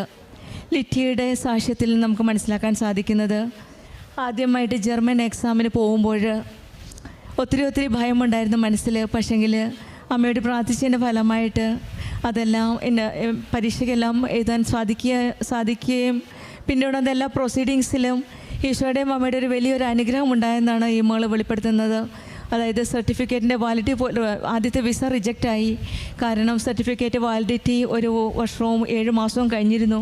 അവിടെയും പിന്നെയും ഇവിടെ വന്ന് ബഹുമാനപ്പെട്ട ജോസഫ് അച്ഛനെ കാണുകയും കൈവെപ്പ് ശുശ്രൂഷ വഴി പ്രാർത്ഥിച്ചതിൻ്റെ ഫലമായിട്ട് കാര്യങ്ങളെല്ലാം സെറ്റിലാവുകയും പിന്നീട് പെട്ടെന്ന് തന്നെ വിസ റെഡിയാവുകയും ഈ മാസം 13-ാം തീയതി ജർമ്മനിക്ക് പോകുവാനുള്ള ടിക്കറ്റുമായിട്ടാണ് പരിശുദ്ധമ്മയുടെ സന്നിധിയിൽ വന്നിരിക്കുന്നത്. അമ്മ മാതാവ് നമ്മെ ധൈര്യപ്പെടുത്തുകയും അമ്മ മാതാവ് കൃപാസന അമ്മയാണ് നമ്മെ കൈപിടിച്ച് ഈശോയിലേക്ക് കൊണ്ടുപോകുന്നത്. നമ്മുടെ ഓരോ കാര്യങ്ങളും ഈശോയുടെ കരങ്ങളിലേക്ക് ഏൽപ്പിക്കുന്നത്. നമ്മുടെ ജീവിതത്തിലും ഭയപ്പെടാതെ എല്ലാ കാര്യങ്ങളും ഈശോയുടെ അമ്മയുടെ കരങ്ങളിലേക്ക് ഏൽപ്പിച്ചുകൊണ്ട് നമ്മുടെ ഉടമ്പടി ജീവിതം കൂടുതൽ തീഷ്ണതയോടെ മുന്നോട്ട് പ്രത്യക്ഷീകരണത്തിന് സാക്ഷിയാക്കിയതിന് അമ്മയ്ക്കും തിരുക്കുമാരനും 1000 നന്ദി. എൻ്റെ പേര് ജിസ്മോൾ, ഇതെൻ്റെ ഹസ്ബൻഡ് കിരൺ, ഇതെൻ്റെ മോൾ ജുവൽ. ഞങ്ങൾ കാഞ്ഞിരത്താനം, കോട്ടയം ജില്ലയിലെ കാഞ്ഞിരത്താനം ഇടവകയിൽ നിന്ന് വരുന്നു. ഞാൻ ഫാമിലിയായി ഞങ്ങൾ മസ്കറ്റിൽ 10 വർഷമായി ജോലി ചെയ്ത് വരികയായിരുന്നു. അവിടെ നിന്ന് ന്യൂസിലാൻഡിലേക്ക് പോകാനായി റിസൈൻ ചെയ്ത് നാട്ടിൽ വന്നു. അങ്ങനെ ന്യൂസിലാൻഡിൽ 2024 ന്യൂസിലാൻഡിൽ എത്തിച്ചേർന്നു. അവിടെ ചെന്ന് 2 മാസത്തെ ക്യാപ് കോഴ്സ് എല്ലാം കഴിഞ്ഞതിന് ശേഷം ന്യൂസിലാൻഡ് ആൻഡ് ഒരു ഓസ്ട്രേലിയ രജിസ്ട്രേഷൻ എനിക്ക് കിട്ടി. അപ്പോൾ ആ സമയത്ത് അവിടെ നഴ്സുമാർക്ക് ജോലി കിട്ടാൻ വളരെ പ്രയാസമായിരുന്നു. എല്ലാവരും ഈ രജിസ്ട്രേഷൻ എടുത്തു കഴിഞ്ഞ് നാട്ടിലേക്ക് കയറി വരികയായിരുന്നു ചെയ്യുന്നത്. അങ്ങനെ ഞങ്ങൾ വളരെയധികം വിഷമിച്ചിരുന്നൊരു സമയത്താണ് എൻ്റെ കൂടെ ഉണ്ടായിരുന്ന ഒരു ഫ്രണ്ട്, ആ ചേച്ചി എല്ലാ ദിവസവും, ആ ചേച്ചി ഉടമ്പടിയിലുള്ള ആളായിരുന്നു. ആ ചേച്ചി എല്ലാ ദിവസവും സന്ധ്യാപ്രാർത്ഥനയ്ക്ക് ശേഷം കൃപാസന പ്രാർത്ഥന ഞങ്ങൾ എല്ലാവരെയും ഒരുമിച്ച് വിളിച്ചിരുത്തി പ്രാർത്ഥിക്കുകയും ഉടമ്പടി തൈലം ഞങ്ങളുടെ നെറ്റിയിൽ കുരിശ് വരച്ച് തരികയും ചെയ്യുമായിരുന്നു. അങ്ങനെ ആ ചേച്ചിയാണ് എന്നോട് പറഞ്ഞത് light A candle prayer request ഇടാനായിട്ട്. അങ്ങനെ ഒരു ദിവസം ഞാൻ light A candle prayer request ഇട്ടു. ഇങ്ങനെയാണ് ഞാൻ അതിൽ എഴുതിയിരുന്നത്: 2 ദിവസത്തിനുള്ളിൽ എന്തെങ്കിലും ഒരു അത്ഭുതം നീ കാണിച്ചു തരണമേ മാതാവേ എന്നായിരുന്നു ഞാൻ അതിൽ ഇട്ടിരുന്നത്. കൃത്യം 2-ാം ദിവസം എനിക്കൊരു മെയിൽ വന്നു ഓസ്ട്രേലിയയിൽ നിന്ന്. നെക്സ്റ്റ് ഡേ തന്നെ ഒരു ഇൻ്റർവ്യൂ ഉണ്ട്, അപ്പോൾ അതിൽ റെഡിയാണോ എന്ന് ചോദിച്ചൊരു മെയിൽ വന്നു. അങ്ങനെ ഞാൻ ഇൻ്റർവ്യൂ അറ്റൻഡ് ചെയ്തു. അന്ന് തന്നെ അതിൻ്റെ റിസൾട്ട് വന്നു. ഞാൻ ഇൻ്റർവ്യൂ പാസ്സായി. അതിനുശേഷം 1 വർഷത്തെ ഇതായിരുന്നു ആ ഇൻ്റർവ്യൂ ലെറ്ററിലുണ്ടായിരുന്നത്. 1 വർഷത്തെ എഗ്രിമെൻ്റ് ആയിരുന്നു. അങ്ങനെ ഞങ്ങൾ അത് നോക്കിയിരുന്നു. മാർച്ച് 6 എന്നൊരു മാർച്ച് 6 എൻ്റെ ബർത്ത്ഡേ ആയിരുന്നു. അന്നേ ദിവസം തന്നെ മാതാവ് ഞങ്ങൾക്ക് ഓഫർ ലെറ്റർ നൽകി അനുഗ്രഹിച്ചു. അതിനുശേഷം ഞാൻ നാട്ടിൽ വന്ന് ഞങ്ങൾ ഫാമിലിയായി ഉടമ്പടി എടുത്തു. ഉടമ്പടി എടുത്തതിന് ശേഷം വളരെയധികം അത്ഭുതങ്ങളാണ് ഞങ്ങളുടെ കുടുംബത്തിലുണ്ടായത്. വിസയുടെ 2 തരത്തിലുള്ള വിസയായിരുന്നു ഞങ്ങൾക്ക് അവർ ഓഫർ ചെയ്തിരുന്നത്. ഒന്ന് പെർമനൻറ്റ് വിസ, പിന്നെ രണ്ടാമത്തേത് ടെമ്പററി വിസ. ഞങ്ങൾ ആഗ്രഹിച്ചിരുന്ന ഒരു ടെമ്പററി വിസയിൽ പോകാമെന്നായിരുന്നു. കാരണം പെർമനൻറ്റ് വിസ കുറച്ച് സമയമെടുക്കും. അപ്പോൾ അങ്ങനെ ഞങ്ങൾ വിചാരിച്ചുകൊണ്ടിരുന്നു. പക്ഷേ മാതാവ് ഞങ്ങൾക്ക് പെർമനൻറ്റ് വിസ തന്നെ നൽകി അനുഗ്രഹിച്ചു. അതേപോലെ എൻ്റെ ഒ ഇ ടിയുടെ സ്കോർ എക്സ്പയർ ആകുന്ന സമയമായിരുന്നു ആ സമയം. അന്നേരം ഞങ്ങൾ മാതാവിനെ വിളിച്ചപേക്ഷിച്ചു, മാതാവേ ഞങ്ങൾക്ക് ഈ ഒ ഇ ടി എക്സ്പയർ ആകുന്നതിന് മുമ്പ് തന്നെ ഞങ്ങൾക്ക് വിസ ലോഡ്ജ് ചെയ്യാനായിട്ട് നീ അവസരം തരണമേ എന്ന് പ്രാർത്ഥിച്ചു. അങ്ങനെ വിസ എക്സ്പയർ ആകുന്നതിന് 1 ആഴ്ച മുമ്പ് ഞങ്ങൾക്ക് വിസ ലോഡ്ജ് ചെയ്യാനായിട്ട് സാധിച്ചു. അതിനുശേഷം ഒരു നീണ്ട കാത്തിരിപ്പായിരുന്നു. അപ്പോൾ ഞങ്ങൾ വിചാരിച്ചു മാതാവ് ഞങ്ങൾ ഉടമ്പടിയിലൂടെ അല്ല എന്നൊരു തോന്നൽ ഞങ്ങൾക്കുണ്ടായി. പക്ഷേ മാതാവ് അപ്പോഴും ഞങ്ങളുടെ കൂടെ തന്നെ ഉണ്ടായിരുന്നു. എല്ലാ പ്രാവശ്യവും ഞങ്ങൾ ഉടമ്പടി പുതുക്കാനായിട്ട് ഇവിടെ 3 പ്രാവശ്യം ഞങ്ങൾ ഉടമ്പടി പുതുക്കി ഇവിടെ. അപ്പം ഉടമ്പടി പുതുക്കാനായിട്ട് വരുമ്പോൾ എല്ലാ പ്രാവശ്യവും തന്നെ ഞങ്ങൾ ഏറ്റവും പുറകിലാണ് നിന്നിരുന്നെങ്കിൽ കൂടി ഹസ്ബൻഡിനായിരുന്നു മാതാവിനെ ലഭിക്കാനായിട്ട് അവസരം ലഭിച്ചുകൊണ്ടിരുന്നത്. അപ്പം ഞങ്ങൾക്ക് മനസ്സിലായി മാതാവ് ഞങ്ങളുടെ കൂടെ തന്നെയുണ്ടെന്ന്. അങ്ങനെ ഞങ്ങൾ നിരന്തരമായി പ്രാർത്ഥിച്ചതിൻ്റെ ഫലമായി ഞങ്ങൾ മാർച്ച് 6 വീണ്ടും എൻ്റെ ഒരു ബർത്ത്ഡേ ഡേറ്റ് തന്നെ ഇട്ട് പ്രാർത്ഥിച്ചു. പക്ഷേ മാർച്ച് 6 ഞങ്ങൾ വെയിറ്റ് ചെയ്തെങ്കിലും അന്നേ ദിവസം വിസ വന്നില്ല. പക്ഷേ ഹസ്ബൻഡ് പ്രാർത്ഥിച്ചുകൊണ്ടിരുന്നപ്പോൾ ഹസ്ബൻഡിന് മാർച്ച് 21 ഒരു ഡേറ്റ് കിട്ടി. അപ്പോൾ ഞാൻ കലണ്ടറിൽ നോക്കിയപ്പോൾ അതൊരു ശനിയാഴ്ചയായിരുന്നു. അപ്പോൾ ശനിയാഴ്ച വിസ വരുമോ എന്നുള്ളൊരു സംശയം ഞാനിങ്ങനെ ഹസ്ബൻഡിനോട് പറഞ്ഞു. പക്ഷേ ശനിയാഴ്ച ഞങ്ങൾ രാവിലെ പള്ളിയിൽ പോയി തിരിച്ചു വന്ന് ഞാൻ ഫോൺ നോക്കിയപ്പോൾ കറക്റ്റ് 7:30 ആയി. ഫോൺ നോക്കിയപ്പോൾ ഞാൻ വിസ വന്ന് കിടക്കുന്നതായിട്ട് കണ്ടു. പരിശുദ്ധ അമ്മയ്ക്ക് 1000 നന്ദി. അന്നേ ദിവസം തന്നെ ഞങ്ങൾക്ക് വിസ തരുവാൻ സാധിച്ചതിന്. അതുപോലെ തന്നെ മാതാവിൻ്റെ ഇടപെടലുകളുണ്ടായ ഒട്ടനവധി അവസരങ്ങളുണ്ടായിരുന്നു. ഞങ്ങളുടെ പേപ്പർ വർക്കുകളിലുടനീളം ഒത്തിരി ബുദ്ധിമുട്ടുള്ള പേപ്പർ വർക്കുകളും എല്ലാം മാതാവ് ഞങ്ങളുടെ കൂടെ തന്നെ ഉണ്ടായിരുന്നു. പിന്നെ എൻ്റെ ഹസ്ബൻഡിന് 2 വർഷമായിട്ട് അസിഡിറ്റി ഉണ്ടായിരുന്നു. ഞങ്ങളിവിടുന്ന് ഉടമ്പടി എടുത്തതിന് ശേഷം എല്ലാ ദിവസവും തന്നെ കുടുംബ പ്രാർത്ഥനയ്ക്ക് ശേഷം ഹസ്ബൻഡ് വയറിൽ കുരിശ് വരച്ച് പ്രാർത്ഥിക്കുമായിരുന്നു. അങ്ങനെ അസിഡിറ്റി പൂർണ്ണമായും മാറി. പിന്നെ ഞങ്ങൾ എല്ലാ ദിവസവും തന്നെ പരിശുദ്ധ കുർബാന മുടക്കിയിട്ടില്ല. എല്ലാ ദിവസവും തന്നെ രാവിലെ ഞങ്ങൾ പരിശുദ്ധ കുർബാനയിൽ സംബന്ധിക്കുമായിരുന്നു. പിന്നെ ബൈബിൾ വായന, എല്ലാ ദിവസവും തന്നെ അരമണിക്കൂർ ബൈബിൾ വായന, അരമണിക്കൂർ പ്രാർത്ഥന.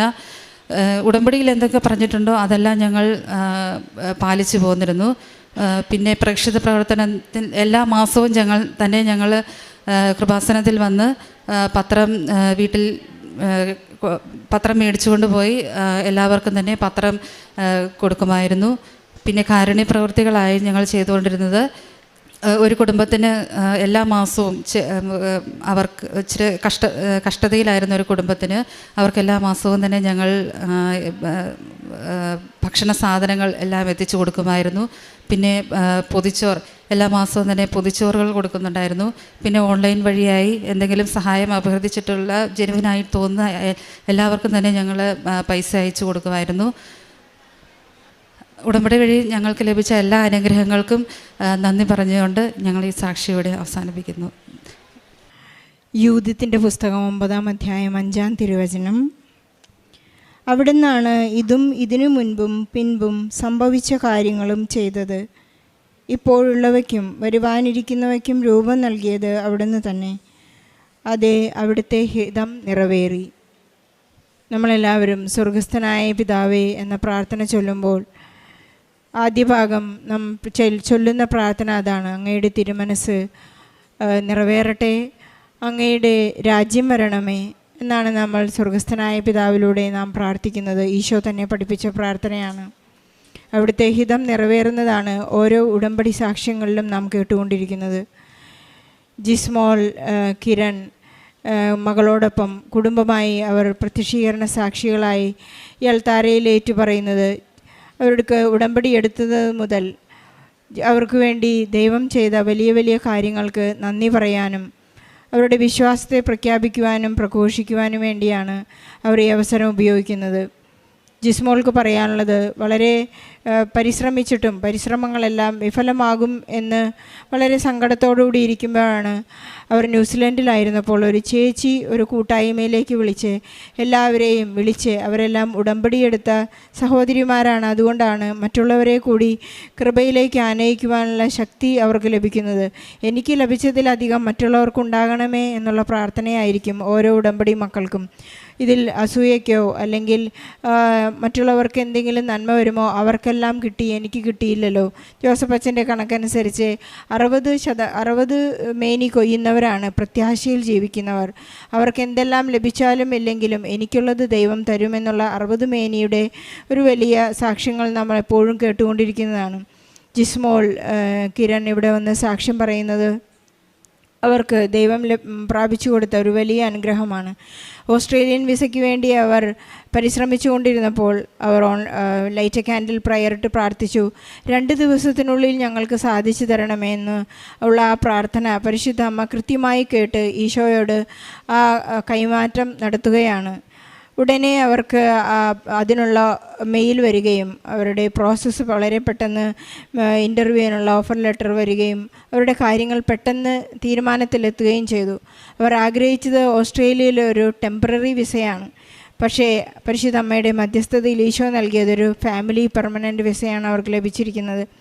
നാം ആഗ്രഹിക്കുന്നതിലപ്പുറം നാം ഈശോയോട് ചേർന്ന് നിൽക്കുമ്പോൾ, നാം ഒരു സ്റ്റെപ്പ് എടുക്കുമ്പോൾ ഈശോ നമുക്ക് വേണ്ടി നിത്യതയോളം നമ്മെ കാത്തുപരിപാലിക്കുന്ന ഒരു വലിയ സാക്ഷ്യത്തിൻ്റെ അനുഭവമാണ് നാം കേട്ടത്. സമയ ചുരുക്കത്തിൻ്റെ അമ്മ അവരുടെ ജീവിതത്തിൽ വളരെ പെട്ടെന്ന് ഇടപെട്ടുകൊണ്ട് അവർക്ക് അനുഗ്രഹം നൽകിയ സാക്ഷ്യത്തിന് നമുക്ക് നന്ദി പറയാം. അവർ വളരെ പെട്ടെന്ന് തീർത്ഥാടക ഉടമ്പടി എടുത്ത് നിബന്ധനകളെല്ലാം വളരെ കൃത്യമായി പാലിക്കുന്നു എന്നവർ ഏറ്റുപറയുന്നു. ഈശോയെ സ്നേഹിക്കുവാനും അവിടുത്തെ കാണുമ്പോൾ അവിടുന്ന് ആഗ്രഹിക്കുന്നത് ഈശോയ്ക്ക് വിശക്കുമ്പോഴും ദാഹിക്കുമ്പോഴും എല്ലാം ഈശോ ആഗ്രഹിച്ച തരത്തിലെല്ലാം അവർ കാരുണ്യ പ്രവൃത്തികൾ ചെയ്യുകയും ഈശോയെ എവിടെയെല്ലാം പ്രഖ്യാപിക്കുവാൻ സാധിച്ചു അവിടെയെല്ലാം ക്രിസ്തു കൈമാറ്റം ചെയ്ത് തങ്ങളിൽ തന്നെ ക്രിസ്തു രൂപപ്പെടുന്നത് അവർ അനുഭവിക്കുകയും ചെയ്തതിൻ്റെ ഒരു സാക്ഷ്യമാണ്. അതുപോലെ തന്നെ ജീവിത പങ്കാളി കിരണിനെ 2 വർഷമായിട്ടുള്ള അസിഡിറ്റി വളരെ പെട്ടെന്ന് നേർച്ച വസ്തുക്കൾ ഉപയോഗിച്ച് വിശ്വാസ പ്രമാണം ചൊല്ലി പ്രാർത്ഥിച്ചതിൻ്റെ ഫലമായി പരിപൂർണ്ണ സൗഖ്യം നൽകി എന്നും അവർ ഏറ്റു പറയുന്നു. നമ്മുടെ ജീവിതത്തിലുള്ള എല്ലാ സങ്കടങ്ങളെയും സമയച്ചുരുക്കത്തിൻ്റെ അമ്മ നമുക്ക് എത്ര തന്നെ യോഗ്യതകളില്ലെങ്കിലും കൃപ നിറച്ചുകൊണ്ട് ഇവരുടെ ഈ സാക്ഷ്യം പോലെ നമുക്കും സാക്ഷ്യം പറയാൻ സാധിക്കട്ടെ എന്ന് നമുക്ക് പ്രാർത്ഥിക്കാം. നമ്മുടെ എല്ലാ സങ്കടങ്ങളെയും ഈ സാക്ഷ്യത്തോട് ചേർത്ത് വെച്ച് ഈ കുടുംബത്തിന് ലഭിച്ച എല്ലാ അനുഗ്രഹങ്ങൾക്കും നന്ദി പറഞ്ഞുകൊണ്ട് നല്ലൊരു അമ്മയുടെ പ്രത്യക്ഷയുടെ സാക്ഷികളാക്കി മാറ്റിയതിന് 1000 നന്ദി സമർപ്പിക്കുന്നു. എൻ്റെ പേര് സുനിൽ ജോസഫ്. ഇടുക്കി ജില്ലയിലെ കട്ടപ്പന വെള്ളാങ്കുടി ചെഞ്ചറോ ഇടവകയിൽ നിന്നും വരുന്നു. ഞാൻ ആദ്യമായി പരിശുദ്ധ അമ്മയെക്കുറിച്ച് കേൾക്കുന്നത് ഞാനൊരു സാധനം വാങ്ങിക്കൊണ്ടുവന്ന കൂടിൽ നിന്നും മുഴുവനാകാത്ത കുറേ വചനങ്ങളാണ് ഞാൻ ആദ്യമായിട്ട് കേൾക്കുന്നത്. അത് കഴിഞ്ഞ് എൻ്റെ അടുത്തുള്ളൊരു സഹോദരി എനിക്ക് കൃപാസന പത്രം തരികയും ഞാനത് വായിച്ച് മനസ്സിലാക്കുകയും ചെയ്തു. ഒരാഴ്ച കഴിഞ്ഞ് ഞാനിവിടെ വന്ന് എനിക്ക് ഉടമ്പടിയെക്കുറിച്ചൊന്നും അറിയത്തില്ലായിരുന്നു. ഞാനിവിടെ വന്ന് എല്ലാം കണ്ട് മാതാവിൻ്റെ അടുത്ത് ഈ അൾത്താരെ കയറി നിന്ന് പ്രാർത്ഥിച്ച് ഞാൻ തിരിച്ചു പോയി. അതിനുശേഷം 2019 13/3/2019 ഞാൻ ആദ്യമായി ഇവിടെ വന്ന് ഉടമ്പടി എടുത്തു. കൊറോണ ആയതിൻ്റെ പേരിൽ ഉടമ്പടി മുടങ്ങിപ്പോവുകയും പിന്നെ ഞാൻ വന്ന മാതാവിനോട് ക്ഷമ ചോദിച്ച് പ്രാർത്ഥിച്ച് വീണ്ടും ഉടമ്പടിയിലാകുകയും ചെയ്തു. പരിശുദ്ധ അമ്മ എനിക്ക് തന്ന അനുഗ്രഹങ്ങളെക്കുറിച്ച് ഞാൻ സാക്ഷ്യം പറയാനാണ് ഇവിടെ നിൽക്കുന്നത്. ചെറുതും വലുതുമായിട്ടുള്ള ഒത്തിരി അനുഗ്രഹങ്ങൾ എനിക്ക് തന്നിട്ടുണ്ട്. പരിശുദ്ധ അമ്മ ഏറ്റവും അത്ഭുതകരമായി എനിക്ക് ചെയ്യുന്ന വലിയൊരു സാക്ഷ്യമാണ് ഞാനിവിടെ പറയാൻ പോകുന്നത്. എനിക്ക് ഒരു വാഹനം ഉണ്ടായിരുന്നു. അതെൻ്റെ ഒരു ജീവിതമാർഗ്ഗമായിരുന്നു. ആ വാഹനം കുറേ നാളുകളായി എനിക്ക് ഭയങ്കര ബുദ്ധിമുട്ടുകളും പ്രശ്നങ്ങളുമൊക്കെ ആയി. പണിയായി ആ വാഹനത്തിന്. അതൊന്ന് മാറ്റി വാങ്ങാനായിട്ട് ഞാൻ ഒത്തിരി പ്രാർത്ഥിച്ചു. അതിനിടയ്ക്ക് ഞാൻ വന്ന് ജോസഫച്ചൻ്റെ കൈവയ്പ് ശുശ്രൂഷ വഴി ഞാൻ പ്രാർത്ഥന സ്വീകരിക്കുകയും അതിനുശേഷം ഒരു 2 മാസം കഴിഞ്ഞപ്പോഴത്തേക്കും എനിക്ക് ആ വാഹനം വിൽക്കുവാൻ സാധിക്കുകയും ചെയ്തു. വലിയ ക്യാഷൊന്നും കിട്ടിയില്ല, എങ്കിലും ഒരു 4 ലക്ഷം രൂപ എനിക്ക് കിട്ടി. അതിൽ 2 ലക്ഷം രൂപയോളം ഞാൻ കടം വീട്ടി പോയിട്ട് 2 ലക്ഷം രൂപ എൻ്റെ കയ്യിലുള്ളൂ. എനിക്കറിയാവുന്ന ഒരു തൊഴിൽ ചെയ്യാനായിട്ട് ഞാനൊരു വാഹനം മേടിക്കാൻ വളരെ ആഗ്രഹിച്ചു. പക്ഷേ ഒരു വാഹനവും എനിക്ക് ഒത്തു വന്നില്ല.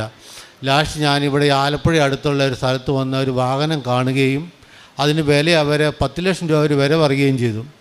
10 ലക്ഷം രൂപ എനിക്ക് ഒരിക്കലും ഓർക്കാൻ മേലാത്തൊരു സംഖ്യയായിരുന്നു. പക്ഷേ പരിശുദ്ധ അമ്മയിലുള്ള വിശ്വാസം മൂലം ഞാൻ വീട്ടിൽ നിന്നും പോരുമ്പോൾ എൻ്റെ അമ്മയുടെ ഉടമ്പടി ഉപ്പെടുത്തുകൊണ്ട് ഞാൻ പോന്നു. ഞാൻ വണ്ടിയിലിട്ട് ഞാൻ കാണുന്ന വാഹനത്തിലിട്ട് അത് പ്രാർത്ഥിച്ചു. ആ വാഹനം എനിക്ക് വളരെ താല്പര്യമുണ്ടായിരുന്നു, നല്ലൊരു വാഹനവുമായിരുന്നു. പലരും വന്നതിന് മുമ്പ് ആ വാഹനം കണ്ടിട്ട് ഇഷ്ടപ്പെട്ടു പോയതാണ്. അപ്പോൾ ഞാൻ ബ്രോക്കറോട് പറഞ്ഞു, അവർ 10 ലക്ഷം രൂപ വില പറഞ്ഞു. പക്ഷേ ഞാൻ പറഞ്ഞത് എൻ്റെ ഈ പൈസ ഇല്ലാത്തതിൻ്റെ കാരണം ഈ ഒരു കച്ചവടം ഒന്ന് ഉഴപ്പിപ്പൊക്കോട്ടെ എന്ന് കരുതി ഞാൻ 7 ലക്ഷം രൂപ പറഞ്ഞു. അവരെന്നെ ഒന്നും പറഞ്ഞില്ലെന്നേ ഉള്ളൂ. ഞാൻ ഈ ഉടമ്പടി ഉപ്പിട്ട് പ്രാർത്ഥിച്ചിട്ട് ഞാൻ വീട്ടിലേക്ക് പോയി. ഞാൻ നിരന്തരം വിളിച്ചു ചോദിക്കുമായിരുന്നു, വാഹനം കച്ചവടമായോ എന്ന്. അപ്പോൾ ആയില്ല എന്ന് പറഞ്ഞു. അപ്പം ഈ വാഹനം കണ്ടിട്ട് പോയിട്ട് ഏകദേശം 2-3 ദിവസമായി. എൻ്റെ ചേട്ടൻ്റെ ചേച്ചി മുഖാന്തരം എനിക്കൊരു 5 ലക്ഷം രൂപ എനിക്ക് ചേച്ചി റെഡിയാക്കി തന്നു. വേറൊരു ആൾ ഒരു 2 ലക്ഷം രൂപ ഇങ്ങോട്ട് തന്നു. അപ്പോൾ 9 ലക്ഷം രൂപ എൻ്റെ കയ്യിലായി. പരിശ്രമം അത്ഭുതമായിട്ടാണ് ഈ പൈസ എനിക്ക് തന്നത്. അതിൻ്റെ പേരിൽ ഞാൻ അവിടെ നിന്ന് വിളിച്ചു ചോദിച്ചു, 9 ലക്ഷം രൂപയ്ക്ക് വണ്ടി കൊടുക്കുകയും ചോദിച്ചു. അപ്പോൾ അവർ പറഞ്ഞു ശരി ആയിക്കോട്ടെ എന്ന് പറഞ്ഞു. ഞാനിവിടെ വന്ന് വാഹനം വാങ്ങുകയും അതെനിക്ക് പരിശുദ്ധ അമ്മ അത്ഭുതകരമായിട്ട് ആ ഒരു വാഹനം എനിക്ക് തന്ന എൻ്റെ ജീവിതമാർഗ്ഗമായിട്ട് അമ്മ തന്ന് എന്നെ അനുഗ്രഹിക്കുകയും ചെയ്തു. ഇതാണ് എൻ്റെ ഏറ്റവും വലിയൊരു സാക്ഷ്യം. ഈ സാക്ഷ്യം പറയാൻ ഞാൻ 1-2 പ്രാവശ്യം ഇവിടെ വന്നു. എൻ്റെ ഹാൻഡ് റൈറ്റിങ്ങിൻ്റെ എഴുത്തിൻ്റെ കുഴപ്പമാണോ എന്നാണെന്ന് അറിയത്തില്ല. സിസ്റ്റർമാർ കണ്ടിട്ട് പറഞ്ഞു പിന്നെ പറയാം ഇതിലും വലിയൊരു സാക്ഷ്യം പറയാമെന്ന് പറഞ്ഞു. പക്ഷേ എനിക്കിതൊരു വലിയ സാക്ഷ്യമായിട്ടാണ്, അമ്മേനെ വലിയൊരു മിറക്കിളായിട്ടാണ് എനിക്ക് തോന്നുന്നത്. രണ്ടാമതായിട്ട് എനിക്ക് നേരത്തെ 2 മാസം 1 മാസം കൂടുമ്പോൾ വല്ലപ്പോഴും അല്പം മദ്യപിക്കുമായിരുന്നു. അതെല്ലാം ഈ ഉടമ്പടി എടുത്തതിന് ശേഷം പിന്നെ ഞാൻ അതിലേക്കൊന്നും പോയിട്ടില്ല. അതെല്ലാം എൻ്റെ പരിസ്ഥിതി അമ്മ എനിക്ക് മാറ്റിത്തന്നു. പിന്നെ എൻ്റെ ആത്മീയ ജീവിതം എന്ന് പറയുന്നത് പത്രം വാങ്ങി ഞാൻ എല്ലാ ആൾക്കാർക്കും ഞാൻ കൊണ്ടുപോയി കൊടുക്കും. എല്ലാ മനുഷ്യർക്കും ഓരോരുത്തർക്കും വീടുകളിൽ കൂടെ ഞാൻ നടന്നു പോയിക്കൊണ്ട് കൊടുത്തിട്ടുണ്ട്. അങ്ങനെ പല ആൾക്കാർക്കും പത്രം കൊടുക്കുകയാണ് എൻ്റെ മെയിനായിട്ടുള്ള പ്രതീക്ഷപ്പെടുന്നത്. രണ്ടാമതായിട്ട് ഞങ്ങളുടെ ഇടവകയുടെ അടുത്തായിട്ട് വൃദ്ധസദനമുണ്ട്. അവിടെ മാതാപിതാക്കളാണ് അവിടെ ഉള്ളത്. പ്രായമായവരുടെ അവരുടെ ഇഷ്ടമനുസരിച്ച് അവർക്ക് ആവശ്യമുള്ള അലുവ, മിച്ചർ അങ്ങനെ ആരും കൊടുക്കുകയില്ലാത്ത സാധനങ്ങളാണ് ഞാൻ പലപ്പോഴും അവർക്ക് ഞാൻ മേടിച്ച് കൊടുക്കുന്നത്. പിന്നെ ഇറച്ചി അങ്ങനെയുള്ള കാര്യങ്ങളൊക്കെ എന്നെ പറ്റുന്ന പോലെ. ഇതൊന്നും എപ്പോഴും എനിക്ക് ചെയ്യാൻ സാധിക്കുകയില്ല. വളരെ തുച്ഛമായ വരുമാനമുള്ള ആളാണ് ഞാൻ. ആ തുച്ഛമായ വരുമാനത്തിൽ നിന്ന് എന്നെക്കൊണ്ട് പറ്റുന്ന പോലെ ഞാൻ ചെയ്യുകയും സഹായിക്കുകയും ചെയ്തിട്ടുണ്ട്. പിന്നെ എൻ്റെ ആത്മീയ ജീവിതം എന്ന് പറയുന്നത് പള്ളി ഞങ്ങളുടെ തൊട്ടടുത്താണ്. അത് കാരണം എന്നും ഞാൻ പള്ളിയിൽ പോകും. പിന്നെ വിശുദ്ധ ഖുർആനിൽ പങ്കുകൊള്ളുന്നുണ്ട്. 15 ദിവസം കൂടുമ്പോൾ കുമ്പസാരമുണ്ട്. പിന്നെ അച്ഛൻ്റെ ഡെയിലി ബ്രെഡ് ഏതെങ്കിലും വിധത്തിൽ കേൾക്കാൻ പറ്റുമെന്നുണ്ടെങ്കിൽ ഞാൻ രാവിലെ എഴുന്നേറ്റ് അത് കേൾക്കും. അതാണ് എൻ്റെ ജീവിതത്തിൽ രാവിലെ തുടങ്ങുന്നതേ വലിയൊരു ശക്തി എന്ന് പറയുന്നത്. പിന്നെ കുടുംബ പ്രാർത്ഥന. ഞാനും എൻ്റെ അമ്മയും എൻ്റെ കുടുംബം എല്ലാവരും ഒന്നിച്ചിരുന്നാണ് ഞങ്ങൾ കൊന്തയിൽ പ്രാർത്ഥന. ഇത്രയും അനുഗ്രഹം പരിശുദ്ധ അമ്മ. പത്രം എല്ലാവർക്കും, എല്ലാ ആൾക്കാർക്കും ഞാൻ ഇവിടെ ഇടയ്ക്ക് വരുമ്പോഴും ഞാൻ പത്രം മേടിച്ച് എല്ലാവർക്കും കൊടുക്കുന്നുണ്ട്. അല്ലാതെ വരുമ്പോഴും പത്രം വാങ്ങി എല്ലാ സ്ഥലങ്ങളിലും കൊണ്ട് ഓട്ടോറിക്ഷക്കാർക്കും ടൗണുകളിലും ഒക്കെ ഞാൻ ബൈക്കിൽ കൊണ്ടു കൊടുക്കും. ബൈബിൾ വായന മസ്റ്റ്. അത് വൈകുന്നേരം കുടുംബ പ്രാർത്ഥന കഴിഞ്ഞ് മസ്റ്റായിട്ടും ബൈബിൾ വായിക്കാതെ കിടക്കുകയില്ല. വിശുദ്ധ ബലിയിൽ പങ്കുകൊള്ളും. അത് എന്നെന്ന് പറയാൻ എന്നും വേണ്ട, വീടിൻ്റെ അടുത്താണ് പള്ളി. കാരണം വിശുദ്ധ ബലിയിൽ പങ്കുകൊള്ളും. അത് അങ്ങനെ ഒരു ആത്മീയമായ മാറ്റം വന്നു ഈ ഉടമ്പടി എടുത്തതിന് ശേഷം. ഇന്ന് പള്ളിയിൽ പോകാനും കുമ്പസാരിക്കാനും പ്രാർത്ഥിക്കാനുള്ള കൃപ പരിശുദ്ധ അമ്മ എനിക്ക് തന്നു. അപ്പോൾ മദ്യപാനം എന്ന് പറയുന്നത് 10-18 വർഷമായിട്ട് വല്ല കാലത്തേ മദ്യപിക്കുള്ളൂ. എങ്കിലും ആ ഒരു ശീലം പരിശുദ്ധ അമ്മ എനിക്ക് മാറ്റിത്തന്നു. അത് പരിശുദ്ധ അമ്മയുടെ വലിയ കൃപയായിട്ട് ഞാൻ കാണുന്നു. പിന്നെ അത് ഈ ഉടമ്പടി എടുത്ത പിന്നെ ഞാൻ അതിലേക്ക് ഞാൻ പോയിട്ടില്ല. ഇത്രയും കാര്യങ്ങൾ എൻ്റെ പരിശുദ്ധ അമ്മ എനിക്ക് ചെയ്തു തന്നതിന് ഞാൻ എൻ്റെ അമ്മയ്ക്കും തിരുക്കുമാനും 1000 നന്ദി പറയുന്നു. താമസിച്ചു പോയതിന് ഞാൻ എൻ്റെ പരിശുദ്ധ അമ്മയോട് ഞാൻ വീണ്ടും ഞാൻ മാപ്പ് ചോദിക്കുന്നു. എൻ്റെ പരിശുദ്ധ അമ്മയ്ക്ക് വേണ്ടി ഞാൻ ഇനിയുള്ള കാലം വരെ ജീവിക്കുമെന്ന് ഞാൻ ഉറപ്പ് കൊടുക്കുന്നു. ജോസഫച്ചനും പരിശുദ്ധ അമ്മയ്ക്കും ഈശോയ്ക്കും എല്ലാവർക്കും ഞാൻ ഒരിക്കൽ കൂടി നന്ദി പറയുന്നു. നീ തീരുമാനിക്കുന്ന കാര്യം നിനക്ക് സാധിച്ചു കിട്ടും. നിൻ്റെ പാതകൾ പ്രകാശിതമാകും. ജോബിൻ്റെ പുസ്തകത്തിൽ നിന്ന് 22-ാം അധ്യായം 28-ാം വചനമാണ്. നീ തീരുമാനിക്കുന്ന കാര്യം നിനക്ക് സാധിച്ചു കിട്ടും. ഒരു പക്ഷേ നമ്മൾ ആഗ്രഹിക്കുന്ന കാര്യമാവാം സാധിച്ചു കിട്ടുന്നത്. ഉടമ്പടി മക്കളുടെ ജീവിതത്തിൽ വിശ്വാസത്തോടെ ദൈവസന്നിധിയിൽ സമർപ്പിക്കുന്ന ഓരോ പ്രാർത്ഥനകളും ദൈവം അനുഗ്രഹിക്കുന്നതായിട്ടാണ് ഓരോ സാക്ഷ്യങ്ങൾ നമുക്ക് മനസ്സിലാക്കുന്നത്. കൃപാസനം ഉടമ്പടി വിശ്വാസപരമായ ആത്മീയ ഒരു തീരുമാനമാണ്. ആ തീരുമാനമെടുക്കുമ്പോൾ തന്നെ ദൈവവും ഈശോയും അമ്മയും നമ്മുടെ ജീവിതത്തിൽ ഇടപെടുന്നതായിട്ടാണ് നമുക്ക് മനസ്സിലാക്കാൻ സാധിക്കുന്നത്. പുതിയ വഴികൾ തുറന്നു തരുന്ന ഒരു ദൈവം, വെളിച്ചം നമ്മുടെ പാതയിലേക്ക് പ്രകാശിക്കുന്നതായിട്ട് നമുക്ക് കാണുവാൻ സാധിക്കും. സുനിൽ ജോസഫ് എന്ന സഹോദരൻ്റെ സാക്ഷ്യത്തിൽ നിന്ന് നമുക്ക് മനസ്സിലാക്കാവുന്നത് ഒരു വലിയൊരു ആഗ്രഹമായിരുന്നു, ജീവിതമാർഗമായിരുന്ന ഒരു വാഹനം. ഒത്തിരി ടെൻഷൻ, ഒത്തിരി ട്രബിൾ ഉണ്ടായിരുന്നു. അതുകൊണ്ട് എങ്ങനെയെങ്കിലും ഒന്ന് മാറ്റി വിൽക്കാനായിട്ട് ശ്രമിച്ചു. ആ ശ്രമത്തിനിടയിൽ പല പ്രാവശ്യവും പലരെയും വ്യക്തികളെയും കണ്ടെങ്കിലും അത് സാധിച്ചില്ല.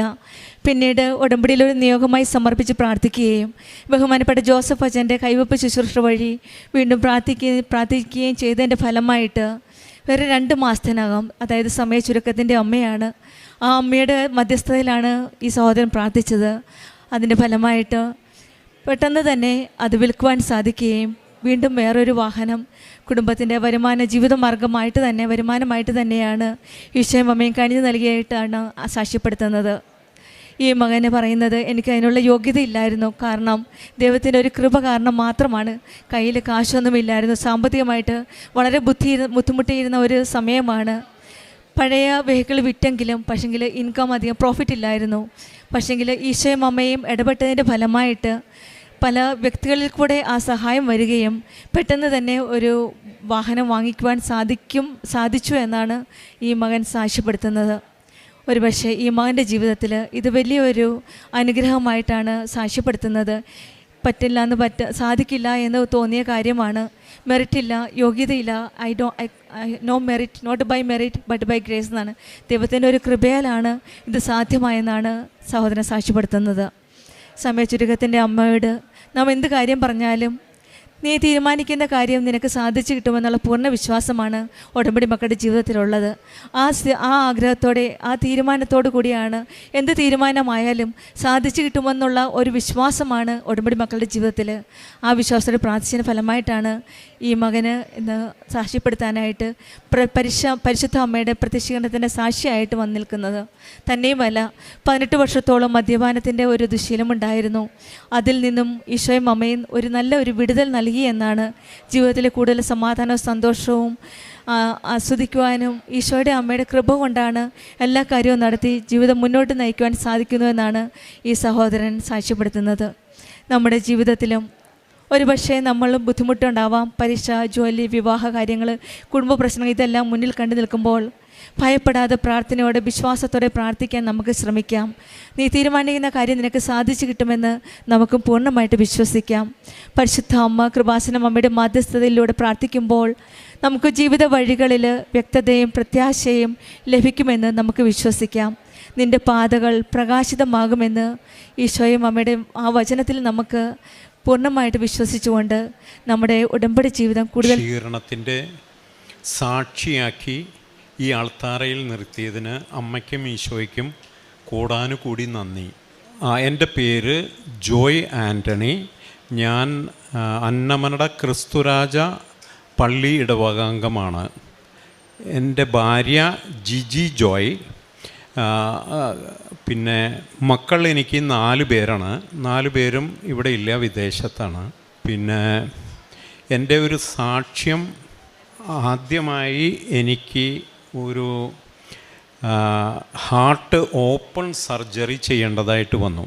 അത് 2025 ഓഗസ്റ്റ് 12-ാം തീയതിയാണ് രാജഗിരി ഹോസ്പിറ്റലിൽ എന്നെ അഡ്മിറ്റ് ചെയ്തത്. ആദ്യം തന്നെ എനിക്ക് അതിലുണ്ടായിരുന്നത് ഒരു ഛർദി, പിന്നെ ഛർദി നിൽക്കാത്ത ഛർദി, പിന്നെ അത് കൂടാതെ ചുമ.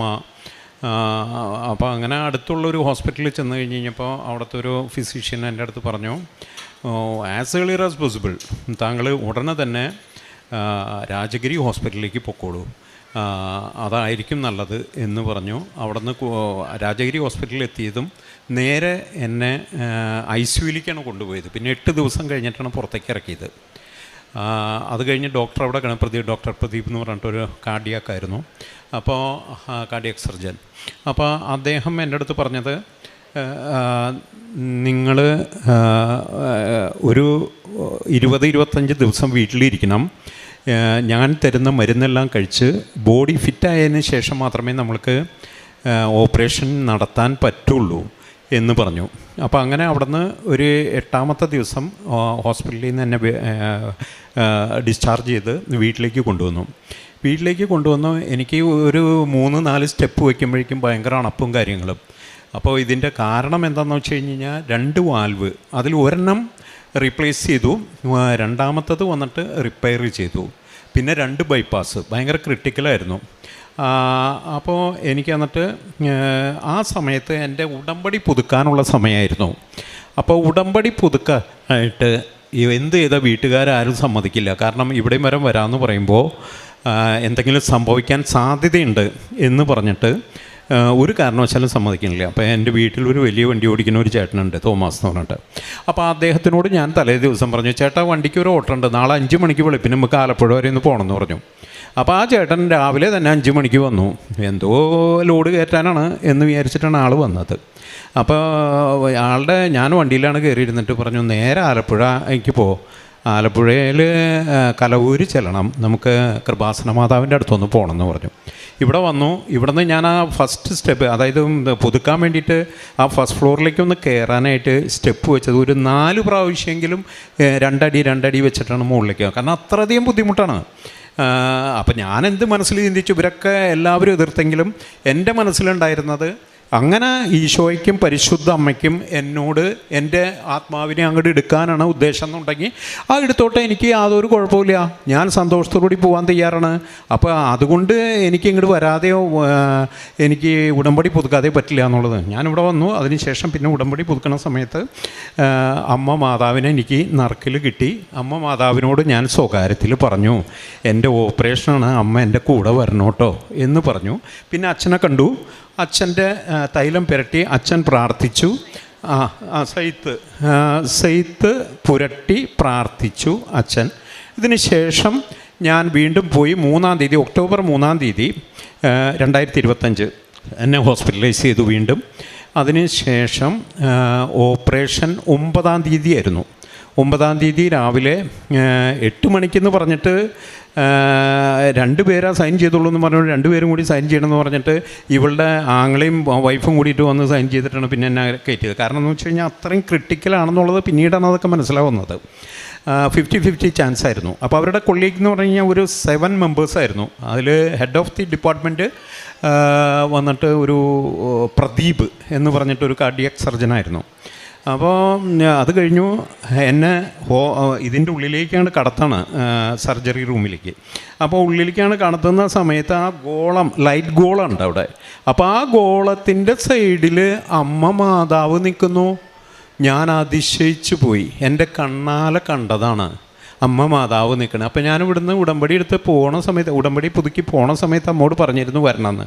അമ്മ വാക്ക് പാലിച്ചു, അമ്മ വന്നു. പിന്നെ ഉള്ളതൊക്കെ അവിടെ നടന്നത് മുഴുവനും അമ്മ തന്നെയാണ് ചെയ്തതെന്നാണ് എൻ്റെ 100% ഉറപ്പ്. അപ്പോൾ അങ്ങനെ വേറെ പ്രശ്നമൊന്നുമില്ലാതെ എനിക്ക് ഇപ്പോൾ, അതായത് ഒരു വാൽവ് വന്നിട്ട് റീപ്ലേസ്മെൻറ്റും, next one repair, then 2 bypass, ഇത്രയും ചെയ്ത് നല്ല ആരോഗ്യത്തോടു കൂടി ഇപ്പം എനിക്കിവിടെ നിൽക്കാൻ കഴിയുന്നു.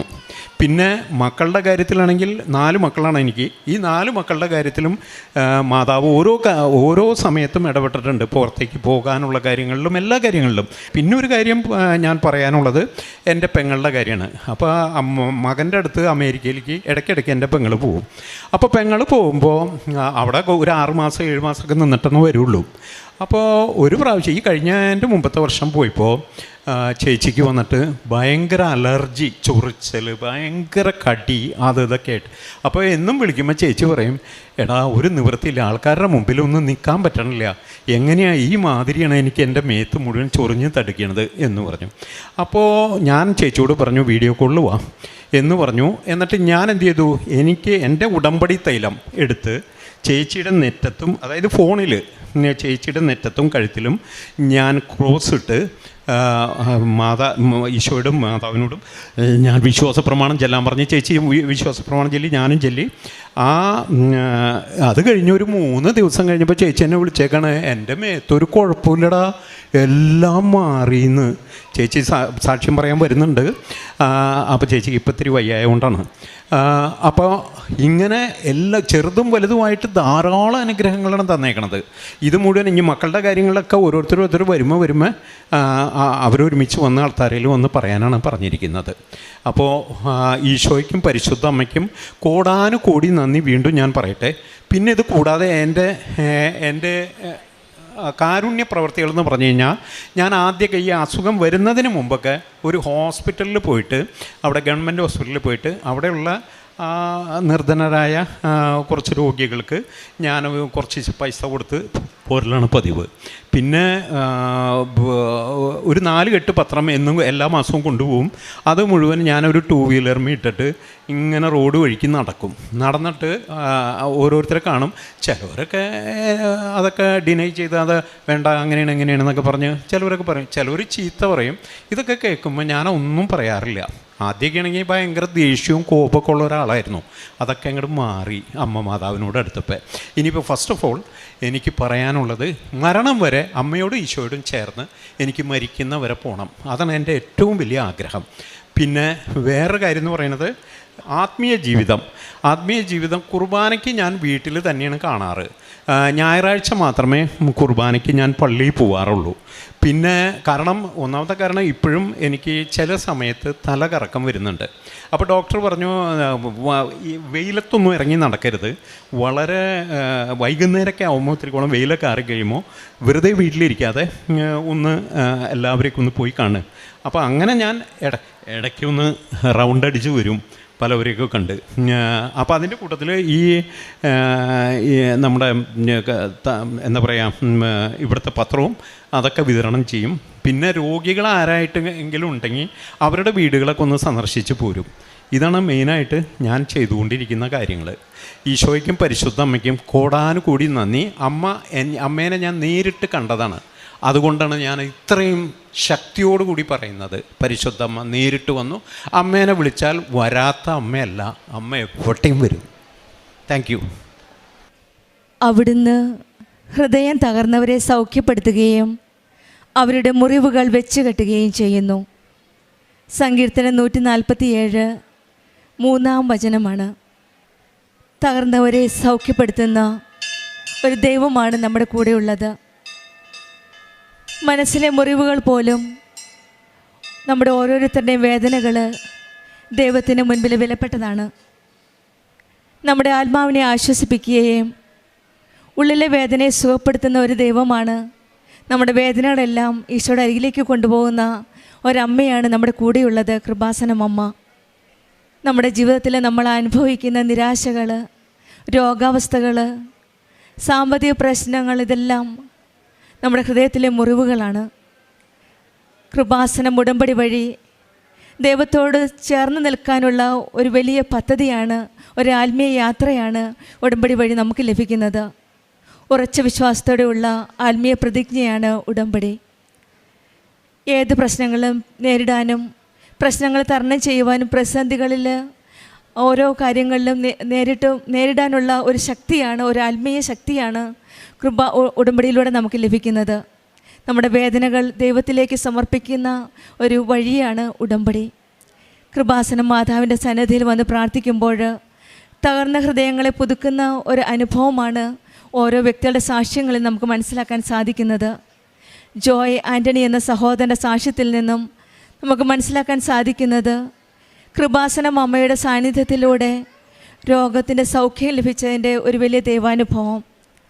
ആദ്യമായി വളരെ ബുദ്ധിമുട്ടിയാണ് ഹോസ്പിറ്റലിൽ ഡോക്ടറെ ചെന്ന് പോയി കണ്ടപ്പോൾ പറഞ്ഞത് സർജറി വേണമെന്നാണ്. ഇവിടെ വരികയും കൃപാസനത്തിൽ വരികയും വളരെ ബുദ്ധിമുട്ടിയാണ് ഇവിടെ വരികയുണ്ടായി. പിന്നീട് ഉടമ്പടി പുതുക്കി. അതിനുശേഷം ബഹുമാനപ്പെട്ട ജോസഫ് അച്ഛൻ്റെ പ്രാർത്ഥന കൈവപ്പ് ശുശ്രൂഷ കൂടി സൈത്ത് തേച്ച് അച്ഛൻ പ്രാർത്ഥിച്ചതിൻ്റെ ഫലമായിട്ടാണ് വീണ്ടും ആ സർജറിക്ക് പോവുകയും അവിടെ ചെന്നപ്പോൾ തന്നെ പരിശുദ്ധ അമ്മയുടെ സാന്നിധ്യമാണ് ഈ മകൻ ആശിച്ചത്. കാരണം ഇവിടെ പുതുക്കാനായിട്ട് നിന്നപ്പോൾ ആഗ്രഹപ്രകാരം മാതാവിനെയാണ് കയ്യിൽ കിട്ടിയത്. അപ്പോൾ നിശബ്ദമായ നിമിഷങ്ങളിൽ മാതാവിൻ്റെ ചെവിയിൽ പറഞ്ഞത്, അമ്മേ എൻ്റെ കൂടെ വരണം, ഓപ്പറേഷൻ്റെ സമയത്ത് അമ്മ കൂടെ വരണമെന്നാണ്. അങ്ങനെ പരിശുദ്ധ അമ്മയുടെ സാന്നിധ്യം തന്നെയാണ് ആ ഓപ്പറേഷൻ തിയേറ്ററിൽ ആദ്യമായിട്ട് മനസ്സിലാക്കാൻ സാധിച്ചത്.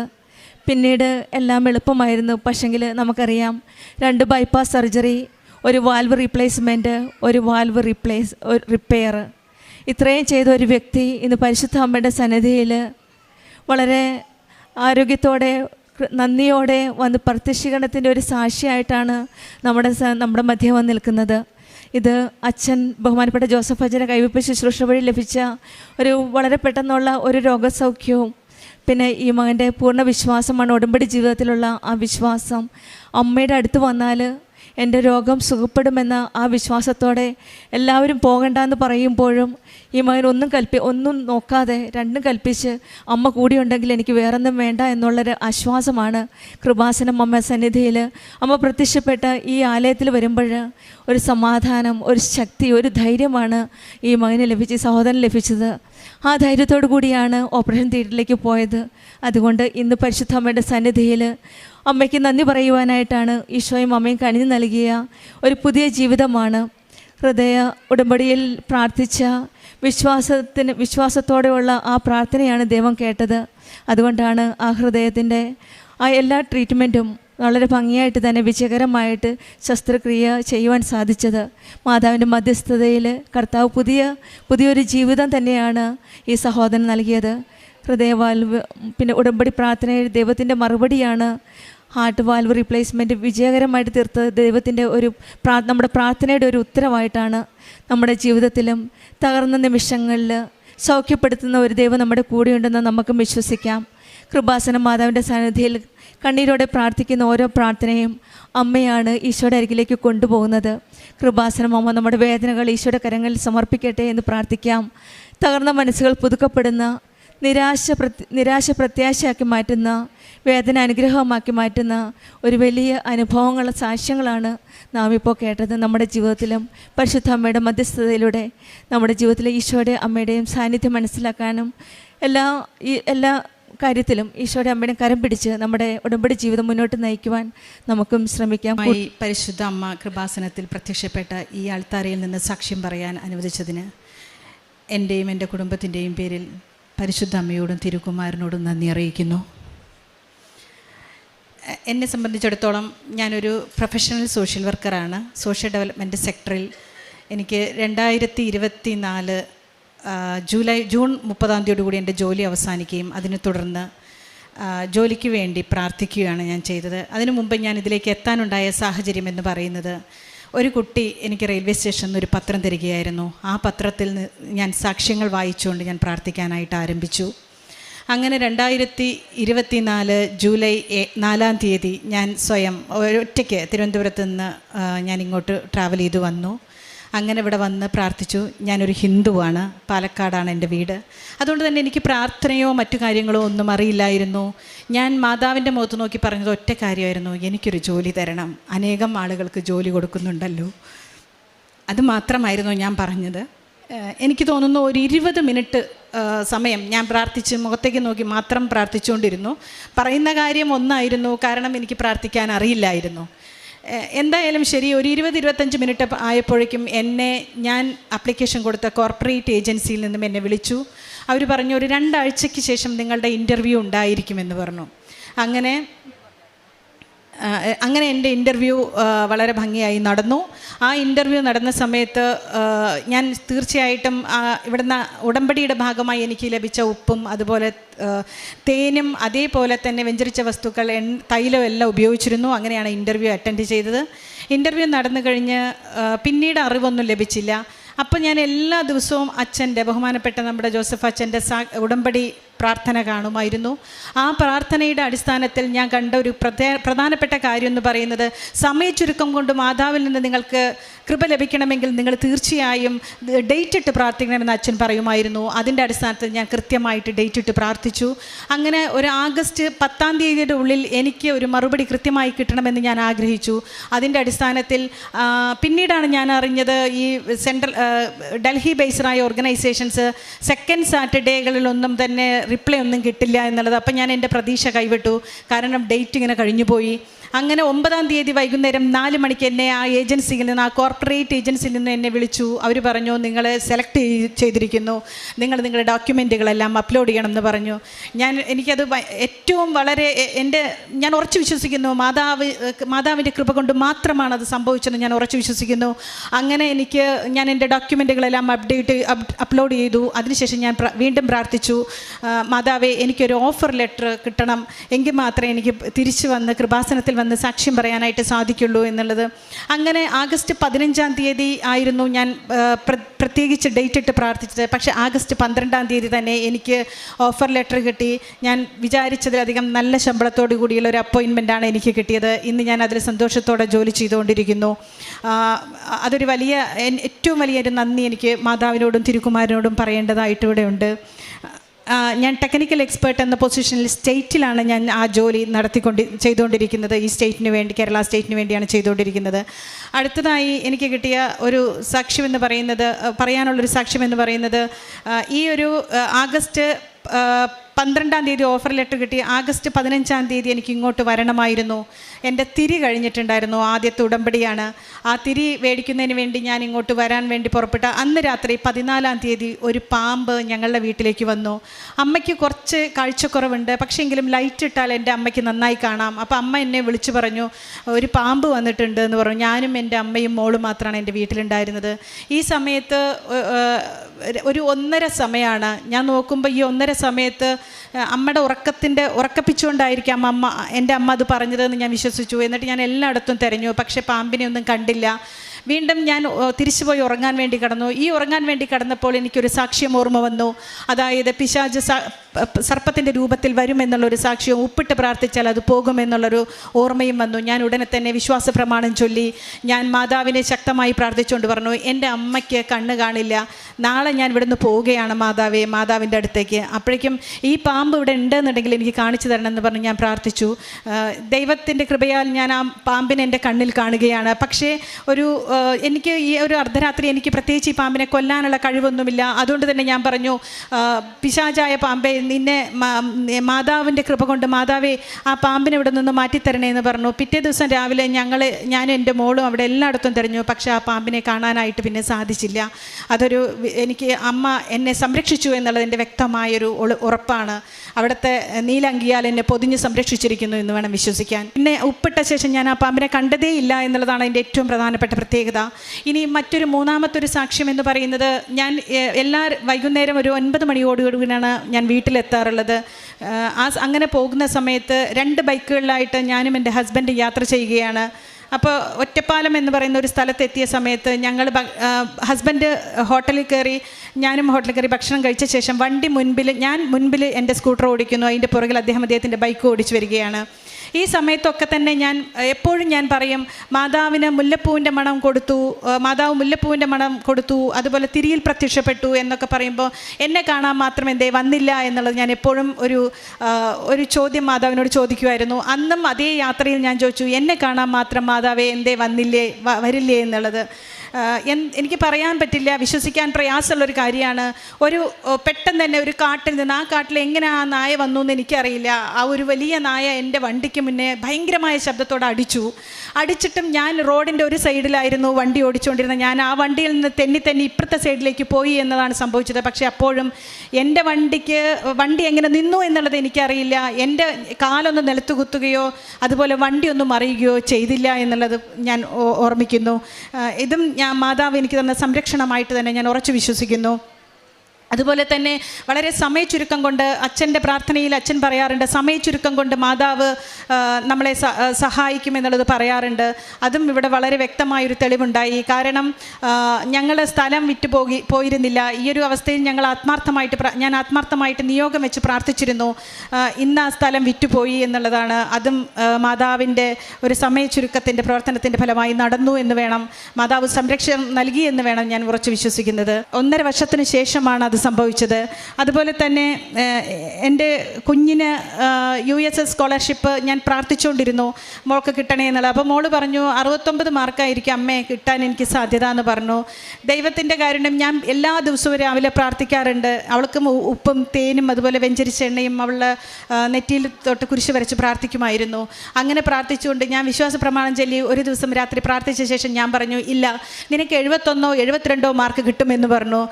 എനിക്കറിയില്ല എന്താണ് എൻ്റെ നാക്കുകൊണ്ട് അങ്ങനെ പറയാൻ തോന്നിയതെന്നുള്ളത്. എന്തായാലും അവളുടെ റിസൾട്ട് വന്ന സമയത്ത് അവൾക്ക് 72 മാർക്കോടുകൂടി അവൾ വിജയിച്ചിരിക്കുന്നു. ഇതും ഞാനിവിടെ സാക്ഷ്യപ്പെടുത്തേണ്ട പ്രധാനപ്പെട്ട കാര്യങ്ങളാണ്. സത്യത്തിൽ മനുഷ്യന് അസാധ്യമായത് ദൈവത്തിലൂടെ സാധ്യമാവും എന്നുള്ളതിന് ഏറ്റവും നിതാന്തമായ തെളിവാണ് നമ്മുടെ ഈ കൃപാസനത്തിൻ്റെ ഈ ആലയം എന്ന് പറയുന്നത്. തീർച്ചയായും നിങ്ങൾക്ക് ഓരോരുത്തർക്കും ഇതുപോലെ അനേകം നടക്കാത്ത സാഹചര്യങ്ങൾ, അനേകം നടക്കാത്ത കാര്യങ്ങൾ ദൈവമാതാവിലൂടെ നടത്തിത്തരുമെന്ന് ഉറച്ചു വിശ്വസിക്കുന്നു. നിങ്ങളെല്ലാവരും കൃത്യമായി പ്രാർത്ഥിക്കുകയും ആ പ്രാർത്ഥനാ ജീവിതം മുന്നോട്ട് കൊണ്ടുപോവുകയും ചെയ്യണം. എന്നെ സംബന്ധിച്ചിടത്തോളം എൻ്റെ ആത്മീയ ജീവിതം എന്ന് പറയുന്നത് കൃത്യമായിട്ടുള്ള പ്രാർത്ഥന എല്ലാ ദിവസവും നടത്തും. അച്ഛൻ്റെ ഉടമ്പടി നിയോഗ പ്രാർത്ഥനകൾ ഞാൻ കാണാറുണ്ട്. അതേപോലെ തന്നെ ഡെയിലി ബ്രെഡിൽ ഞാൻ കേൾക്കാറുണ്ട്. അതെല്ലാം ഞാൻ ചെയ്യാറുണ്ട്. പ്രേക്ഷിത പ്രവർത്തനം എന്ന് പറയുന്നത് പ്രധാനമായിട്ടും എല്ലായിടത്തും, അതായത് റെയിൽവേ സ്റ്റേഷനുകളിൽ ഫുഡ് കൊണ്ടു കൊടുക്കാറുണ്ട്. അതേപോലെ ജോലിയില്ലാത്ത ആളുകൾ ആളുകൾക്ക് എൻ്റെ ഒരു പൊസിഷൻ വെച്ച് എനിക്ക് സഹായിക്കാൻ ചെയ്യുന്ന അളവിൽ ഞാൻ സഹായിക്കാറുണ്ട്. ഇതെല്ലാം എൻ്റെ പ്രേക്ഷിത പ്രവർത്തനത്തിൻ്റെ ഭാഗമായിട്ട് ചെയ്യുന്നു. ഇത്രയാണ് എനിക്ക് പറയാനുള്ളത്. തീർച്ചയായും നിങ്ങൾ ഓരോരുത്തരും നിങ്ങളുടെ നിയോഗങ്ങൾ, നിങ്ങളുടെ സങ്കടങ്ങൾ മാതാവിനോട് ആത്മാർത്ഥമായിട്ട് പറയുക. ദൈവം എല്ലാ രൂപത്തിലും നിങ്ങളെ സഹായിക്കും. ദൈവത്തിന് 1000 നന്ദി. പരിശുദ്ധ മാതാവിനും അതുപോലെ തന്നെ തിരുകുമാരനും 1000 നന്ദി അറിയിച്ചുകൊണ്ട് ഞാൻ എൻ്റെ വാക്കുകൾ നിർത്തുന്നു. Thank you so much. എൻ്റെ ദൈവം രക്ഷയുടെ ദൈവമാണ്. മരണത്തിൽ നിന്ന് എനിക്ക് മോചനം നൽകേണ്ടതും ദൈവമായ കർത്താവാണ്. സങ്കീർത്തനം 68:20 ഉടമ്പടി എന്നത് രക്ഷിക്കുന്ന ദൈവത്തിൽ പൂർണ്ണ വിശ്വാസം വയ്ക്കുന്ന ആത്മീയ വാഗ്ദാന പ്രതിജ്ഞയാണ്. നമ്മുടെ ജീവിതത്തിലെ അസാധ്യങ്ങൾ ദൈവത്തിനെ ഏൽപ്പിക്കുന്ന ഒരു പ്രഖ്യാപനമാണ് മരിയൻ ഉടമ്പടി. ആദ്യമായിട്ട് തന്നെ ഒരു ജോലിക്ക് വേണ്ടിയിട്ടാണ് ആഗ്രഹിച്ചത്. ഇവിടെ വന്ന ആ ദിവസം തന്നെ, 10 ദിവസം കിട്ടിയ ദിവസം തന്നെ ഈ സഹോദരി പ്രാർത്ഥനയിലായിരുന്നു. ഇവിടെ ഉടമ്പടി എടുക്കാനായിട്ട് പരിശുദ്ധ അമ്മയുടെ സന്നിധിയിൽ പരിശുദ്ധാമ്മ പ്രത്യക്ഷപ്പെട്ട ഈ ആലയത്തിൽ ഇവിടെ ഇരിക്കുമ്പോഴാണ് ഇൻ്റർവ്യൂ ഉണ്ടെന്ന് പറഞ്ഞ് പെട്ടെന്നൊരു കോൾ വരുന്നത്. അപ്പോൾ തന്നെ മനസ്സിലായി പരിശുദ്ധ അമ്മയുടെ ഇടപെടൽ ഈ സഹോദരിയുടെ ജീവിതത്തിൽ പെട്ടെന്ന് തന്നെയായിരുന്നു.